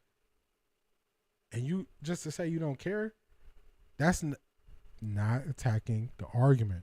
Let's look at who Malone and Stockton are in front of who have championships. So right here, they got them back-to-back, 23-24. Let's see how far we got to go to get to the first champion. Not far. David Robinson, right behind them. Isaiah Thomas, couple behind them. Dwayne Wade, behind them. Scottie Pippen, who beat them twice in the finals, behind them. Kawhi, behind them. So you ask the question to protect or help the next 25 when they do the top 100. People don't even know how often they do this. They do this. They did it at the 50 year. They did 75 year. The next one's going to be 100. They're going to do the top 100. So ask the question. If you're going to say the people don't matter, then I just have to say that's willful ignorance, because these people are controlling people's pockets. They are controlling people's all NBAs. They are controlling who wins the MVP. And there's also a human element to it. So just to disregard it, you're not thinking the bigger picture of this. Let's see what else McCann's got to say. That's Y'all making the list about basketball. It's not basketball. The essence of basketball is not making the top 75. Winning championships. Hold on. See? He said it's not about making the top 75, it's about winning championships. The same people voting on the top 75, they determine your pockets now. This is why if you just don't understand how far or how deep something goes, don't speak on it. Sit there quiet. You don't got to just keep speaking when you don't even know what you're speaking on. Probably never looked at the list. Probably never looked at who the voters are. It's a lot of writers on there. If you don't know the list, you can just easily disregard it. If you don't know that these people vote on NBA awards, you can easily disregard it. Then in 2 weeks, they're going to be having an argument about all NBAs. If you watched the show before, Gil's Arena, have you ever heard them argue all NBAs? Have you ever heard Rashad, when he used to say stat man, when he used to call Gil that, and you know why he stopped saying it? Because Gil started pressing him about Kobe stats. He started pressing about Kobe awards, all NBAs, and then that's why he stopped calling him stat man. Because then he had to start using stats to make his arguments. Y'all have heard them argue about this before. They just doing the surface level. That's why eventually Gilbert Arenas is going to crash out. So let's keep it going. Hold on. Winning. Can we? At the end of the game, I got more points than you. Let's remove our emotions and talk like experts. Win. When we talk about experts, we all don't get the same award when we win. It's only a certain person. It's only the first person. The only reward you get is the win. So I get a win. What are you talking about? I get a win. I'm a part of something in this ring, and I'm over here still, and I'm looking at. You're a winner. Is that not enough? No. So y'all gotta go play some other shit. If you want to win in some other shit, feel more appreciated. This is your personal feelings. Win. This is your. When we walk away as winners, we're like, yo, I was an NCAA champion. I cut down the net. No one can ever take that away from me. I don't have to have made no money. I ain't had to make no record book appearance. I ain't had to score the most points. Man, I remember that day. That day gonna live forever. That's your personal feeling. Then when someone think that's what Draymond is talking about too. We're not talking about. I'm talking about research. You're pretending like I'm coming up with this. You're acting like I'm one of the 100 voters that voted for the criteria. I just do the research that shows you. Talk about So let's see. Remember when I said they never looked at the list? Nick Young said, "How could they, who never won, talk about winning?" Let's pull up who actually voted on this list. And let's see if we can find any champions on this list who actually voted. Kareem Abdul-Jabbar, champion. Giannis, champion. Let's keep going. Steph Curry, Tim Duncan, Clyde Drexler, Julius Erving, George Gervin, Magic Johnson, Michael Jordan, Steve Kerr,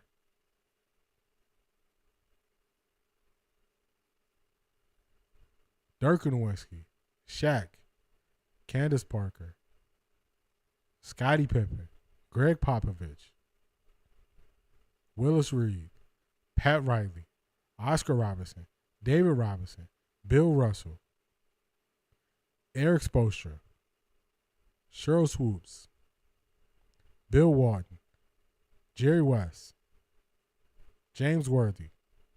Look at how many names we just named. When people are not willing to do the research to even articulate and have an adult conversation with you about what they're speaking on, right there, Nick Young is factually incorrect. That's an L. Let's get back to it. See, the information is here.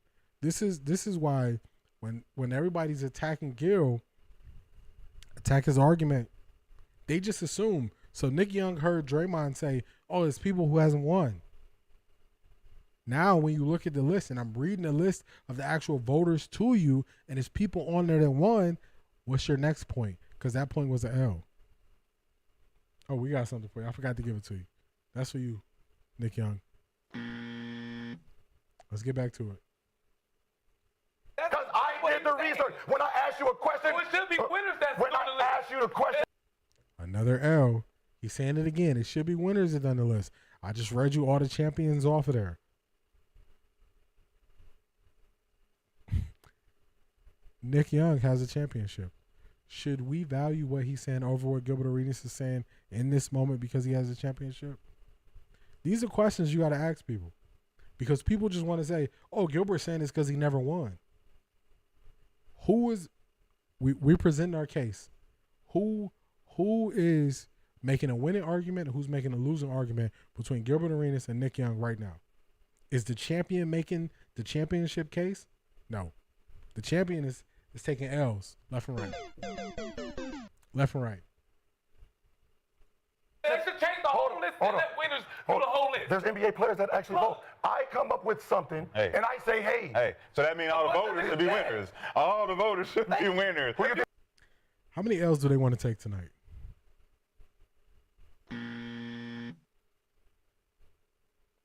You never felt the shit. You don't know what it feels like. Okay, hold on. No. I mean, the list will be different. Can you read? Can you read? So Robert Ory. Can you read so we can all Winning witness? championships matter, man. Winning matters. I didn't say it didn't. It's what we played the game for. Why are we talking about? No. I want everybody to hold that. And people want to say that these guys are winning arguments against Gil.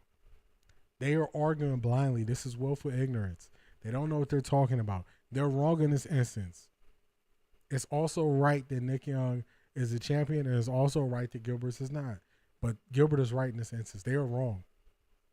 That thought.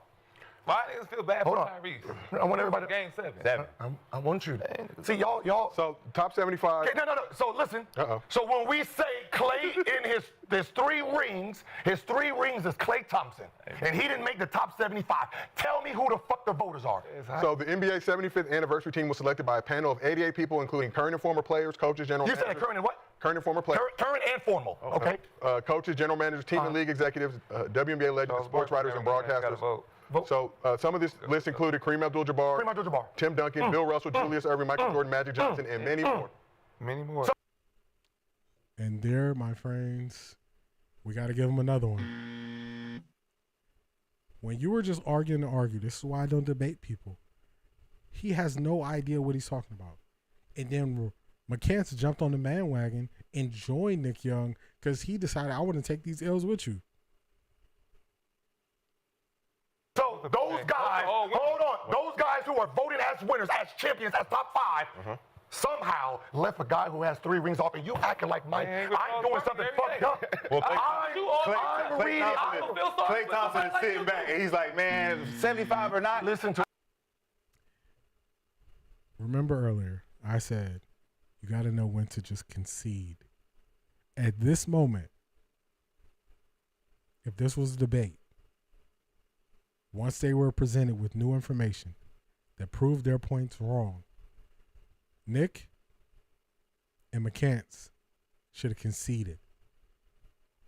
As Brandon Jennings got more information, he got quieter and quieter. Quieter and quieter. He started taking a step back like, dang, they about to take this L and keep taking this L. That's why eventually Gil has a hard crash out in this episode.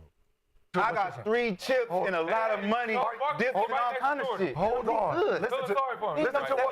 Listen to what y'all said. Remove yourself. The man with 3 rings, and we're saying they matter, and then his peers. At the time, it was 3. My research, 3, 2 and 5 at the time. His voters are other champions, dog. That's voting. They voted. Not me, nigga. They voted. Say the name again so we can see who we can blame for it. Not who Is it voted. possible that the voters didn't vote for who they like because they don't like the nigga? Okay, now.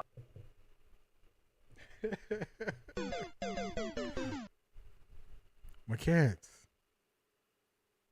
10 minutes ago, you said the voters don't matter when you didn't know who the voters was. Now, when you learn that the voters are champions, now you bring something that's not quantifiable. So if you've been watching me for a couple of weeks, you've been listening to me on the podcast format. If you're on YouTube, make sure you subscribe. Help me get to my goal that I'm trying to get to by kickoff of the first Browns game. If you hear this clip on TikTok, make sure you follow me on TikTok so you help me get to my goal by the first kickoff of the first Browns game.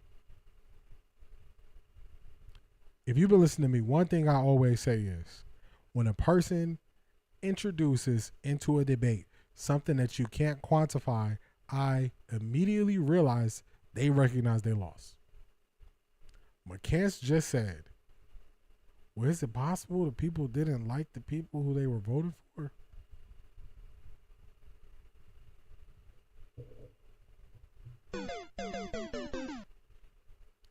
Something that you can't quantify. This is very simple. Go off what is. You have the list of the 75 players. You have the list of who voted on these things. Go off of what is. Introducing these things that you can't quantify because you keep taking these L's, it's just making you look worse.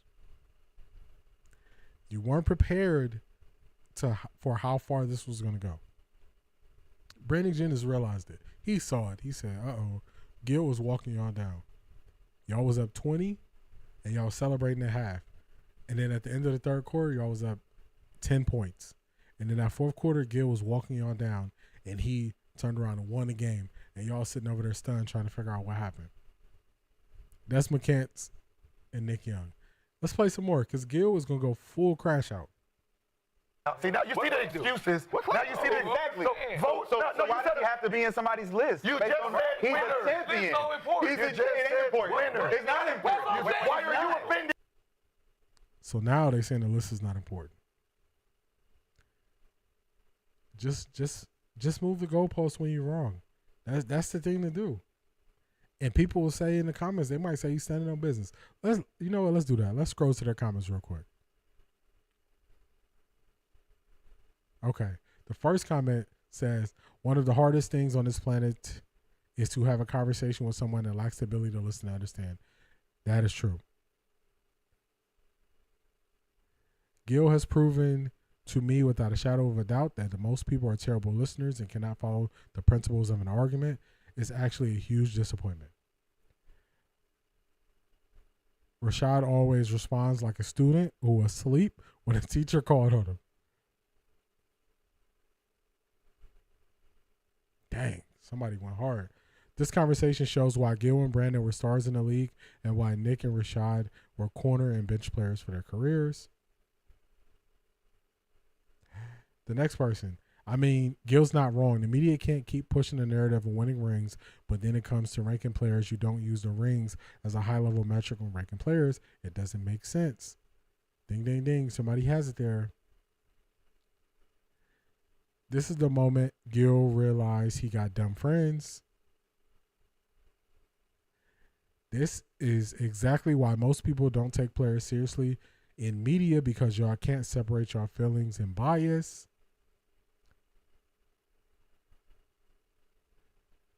They literally having two different conversations. I'm blown for Gil. These guys are emotional. They tried to act like they were trolling once they realized they were too deep in stupidity to turn back. Rashad's stupidity is unbearable at times, man. They know exactly what Gil was saying. Nick got the brain of a nickel. So what I just did there was I went and I just read all of those. I just read however many comments I read. They are roasting him in the comments. They are finally seeing what his point is. The comments are seeing it. That's why I kept saying, should we believe or should we value a champion's view higher than someone who's not a champion and elevate that person just because they are a champion? In this case, the answer is no. That's why I don't put people in box. I don't elevate people higher. I go based on what you do in that situation. So it's situational how I view what you do. At times I can agree with you and at times I can disagree with you. It's all situational. I don't just give somebody the leeway to have me following behind them looking crazy when I'm recognizing that they have a flaw in how they're viewing the situation. I think Gil was going to go full crash out mode a little bit more, and then we're going to get to comment creeping and wrap this thing up. With information. He came at me. I'm giving information. Somebody that lost can't talk about. I'm giving. You're giving me all. I'm not giving you. No. Wait, hold on. Exactly. I'm not giving That's what you. we're doing.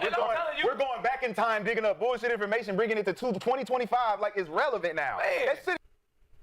That's another deal. How many L's are they really going to take in this one show? He said we bring it up like it's relevant now. These are the people that vote for the MVP award. These are the people who vote on All NBA. These are people who do that voting. It's always relevant. It's relevant every single year. When you have a show and y'all talk about who won the MVP and why this person won over this person. When y'all have a show on why this person is All NBA first team, second team, third team. It is relevant. You don't want it to be relevant because you're too far deep in your L's. You're swimming in L's right now. And now you just, what they say don't matter. No, it matters every single year. Every single year. This is why sometimes I watch Gil's Arena. I definitely watch it on super fast. I watch it on chipmunk mode 2 times the speed and see if it's, anything that I want to, break down for the show leading into that week. But I think that just watching too much of this stuff, you start to like a guy for their personality and you don't separate them for how they actually debate and break down sports. And I think that we are seeing a change in how the media is viewed, even player-driven media is viewed. So you would think, just using logic, person played in the NBA over 10 years, won a championship. For the rest of their life, they're going to be considered an NBA champion. You would say, okay, maybe this person has some valuable insight when it comes to breaking down a game of basketball, breaking down, what's happening in front of them in real time. You would say maybe this person has the ability to look at a series and say this person is playing the best. But then the one thing that people just forget to think about is these are human beings. Everybody's human beings. Everybody has blind spots. Everybody has bias. That's why some people just tend to lean more stats and what they see versus going to situations blind. But this is why the media is changing. They're going to be, so the way people look at it is they look at it like when you look at the sports-driven media and the player-driven media, oh, they're going to be here because they was players. It's going to be player-driven media who fail as player-driven media, even though they play the game. And a lot of the ones who I believe are going to fall behind and probably, I wouldn't say fail, but not grow as much as other ones, are going to be the ones who use the Skip Bayless playbook. The Skip Bayless playbook is, I had a throwback clip that I put up on TikTok one of these days. I don't know at this point.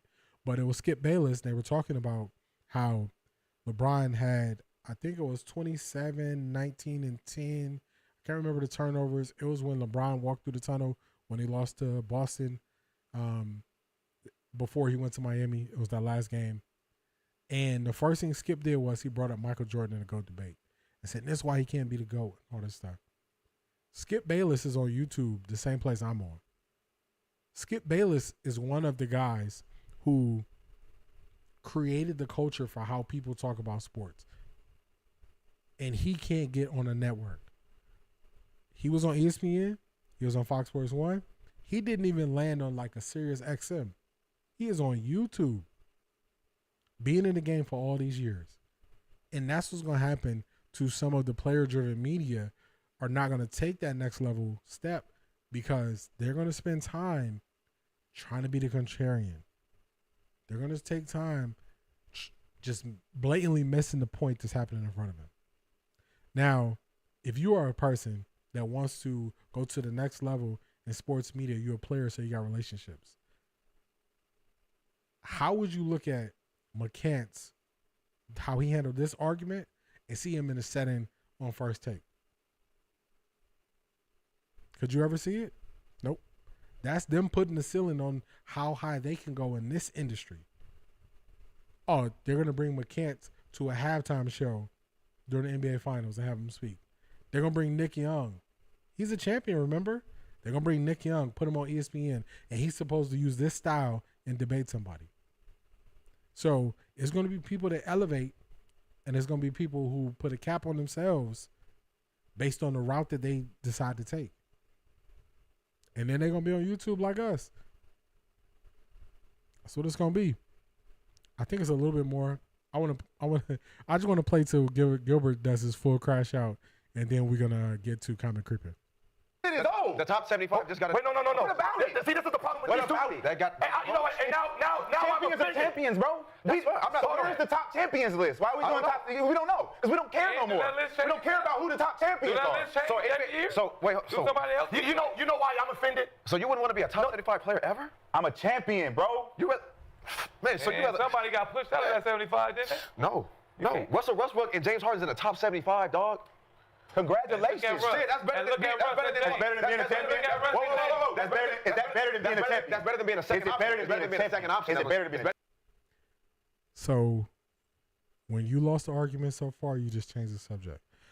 I want to find this Gil crash out because this Gil crash out is so funny to me. He couldn't take it no more. And I think he was like a lot of the people who were in the comments. He was just going off. Let's see if we can get to it.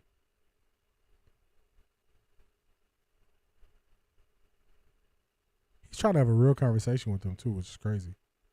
When I'm defending T-Mac, you can be friendly. No. What did I say? What did I say? Hey, You man. said What did I say? No, tell me what I said. Is this a crash out week? No, yes, nigga. Tell me what I said. What's going on? Did I say This is weird.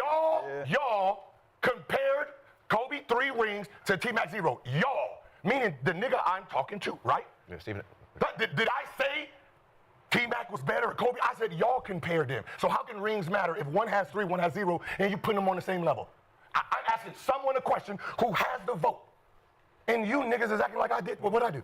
I'm asking a person. And that, my friends, that's a mic drop. I wanted to get to that final point to just show at this point, Gilbert said, I had enough of y'all. I can't take this no more. Y'all just talking to talk. Y'all just responding. Y'all don't matter. So I wanted to get to that point. Now let's get to comment creeping. So comment creeping is a segment that I do. Let me get this all adjusted up for y'all. So this is a segment that I do that I bring people kind of behind the curtain on how people, talk to me or not talk to me. Some of it is, some of it isn't. But this is how they comment under my most viral videos and posts. So I had a video that I posted on TikTok. It actually did pretty well. Let me see. I'll tell you all the numbers it did. And it was on this subject right here that we're breaking down right now. It was on Gilbert Arenas and what he said. And I just want to tell y'all something pretty accurate of what it was. So let's get this thing pulled up. So it got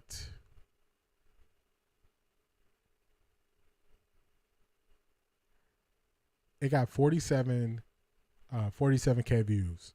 So naturally, it was a lot of commentary. There was a lot of people speaking on it. So this is just some of the comments, and I also put one from YouTube. But I just wanted to show y'all and tell y'all that accurate numbers. So big time numbers. Shout out to everybody who was commenting on there. But hey man, y'all gotta follow me. Help me get to this goal before kickoff. if you're on TikTok or if you're on the YouTube. All right, so this is the first one. So this is Kobe got those rings at such a young age. He was a number 2 to Shaq's number 1. Why is that turning into a negative? It's what he did after that solidified his legacy. And I said, I agree. Everything isn't disrespectful. I think that was a dub. Clap it up for them. Let's go to the next one. Disrespecting Kobe Bryant is crazy work. Kobe put in work to be the best. T-Mac was one of the best offensively if he stayed healthy, but still couldn't get out of the first round. Kobe had that dog in him. Unlike these other places, I think that meant players making excuses if they had Shaq like Kobe did. Kobe went to 3 straight finals without Shaq, winning 2, case closed. So this is where people are missing the point. Gilbert Arenas, we just saw him close on what he said. Y'all compared them. Excuse me. Y'all compared them talking about Stephen A. This person is missing the point. Let's go to the next one. So that's going to be a dub. The next one right here. Nothing could be further from the truth as it pertains to the sidekick thing. There was no one treating Kobe like a sidekick. Remember the series in Indiana, he saved a few OD those games, and precisely because of that argument, he wanted Shaq to leave. How many of are actually adults in 2002? I was adult in 2002. I know it doesn't look like it, but you kind of see it here. You see the grades. The grades is there. Y'all just don't see them. I'm not this like person in my 20s that don't know what happened. Kobe was a sidekick. Kobe was viewed as a sidekick. Shaq was viewed as the number 1. Shaq had a crazy dominant 3-year run in that stretch. And I'll give y'all something easy. So if you weren't there and you got to look at stats, stats will back this up, but I'll give you something else. People who left their mark on the game have rules named after them. People don't like this, but there is a Gilbert Arenas rule. Look it up. It changed changed something in the CBA. Just look it up. Hack-a Shaq. It was originally Hack-a Dennis Rodman because he couldn't shoot free throws. Then it went to Hack-a Shaq. And it was more prominent with Shaq because he was way more dominant. They changed how you could do a crossover because of Allen Iverson. Again, when LeBron was saying, hey, these guys were great, they changed how you did a crossover because of Iverson. They changed how guys dress in the NBA. Mainly in that era with like Iverson, Marbury, all those guys. So when they change rules because of you, you know you're doing something. That means you're so dominant that we got to change the rule of how this thing is going because you're that much better than everybody else. So we got to try to level set the playing field. That's the easy way to look it up. Shaq was the most dominant player in that 3-year stretch on that three-peat. A lot of issues that people are making too, they are merging gears together. They didn't play when they played. I think that first year that people were talking about, Shaq averaged like 35 or it was something crazy. I ain't gonna quote it, but it was 30 plus and 15 rebounds. And then in the next 2, it was right around 30 and between 12 and 14 rebounds. Don't quote me on that, but somewhere close. So this is the next one. The driver. Kobe was averaging 30. The difference between Gil and T-Mac is that they lacked the mentality and discipline. Even Shaq didn't have that. That's another thing. They don't attack the argument. They go personal. Kobe didn't average 30 until after the three-peat. The other stuff is not relevant to the conversation at hand. This person got really, they took it away that I kept saying that's not relevant to the conversation. The conversation is, did the media compare Kobe and T-Mac when Kobe had 3 rings, T-Mac had no rings? Did the media compare them? Yes, they did. Whatever else you're talking about don't matter. Your stat that you put up was incorrect. That's just a fact. Go to the next one. This one is from YouTube, and this is Peyton. That's supposed to be Peyton Manning. Peyton Manning has 2 rings. Brian should have said Barry Sanders, which would have been a good example too. Really good example. And he ignored most of what Brian said. He'd just be talking. That was about Ryan Clark ignoring everything that LeBron said when he was talking about that subject and just taking it straight to, oh, he's trying to protect his legacy. So a lot of people did that too. They just said, oh, Bron, he don't care about these guys. He's just trying to protect himself. that's not quantifiable. So y'all, I got some rules for y'all. We're gonna end this show on 3 rules that y'all gonna hear me say. When people bring up something that's not quantifiable to a debate, they know they lost. When people bring up shoulda, woulda, coulda, they know they lost. When people personally attack you and don't attack your message, they lost. That's it.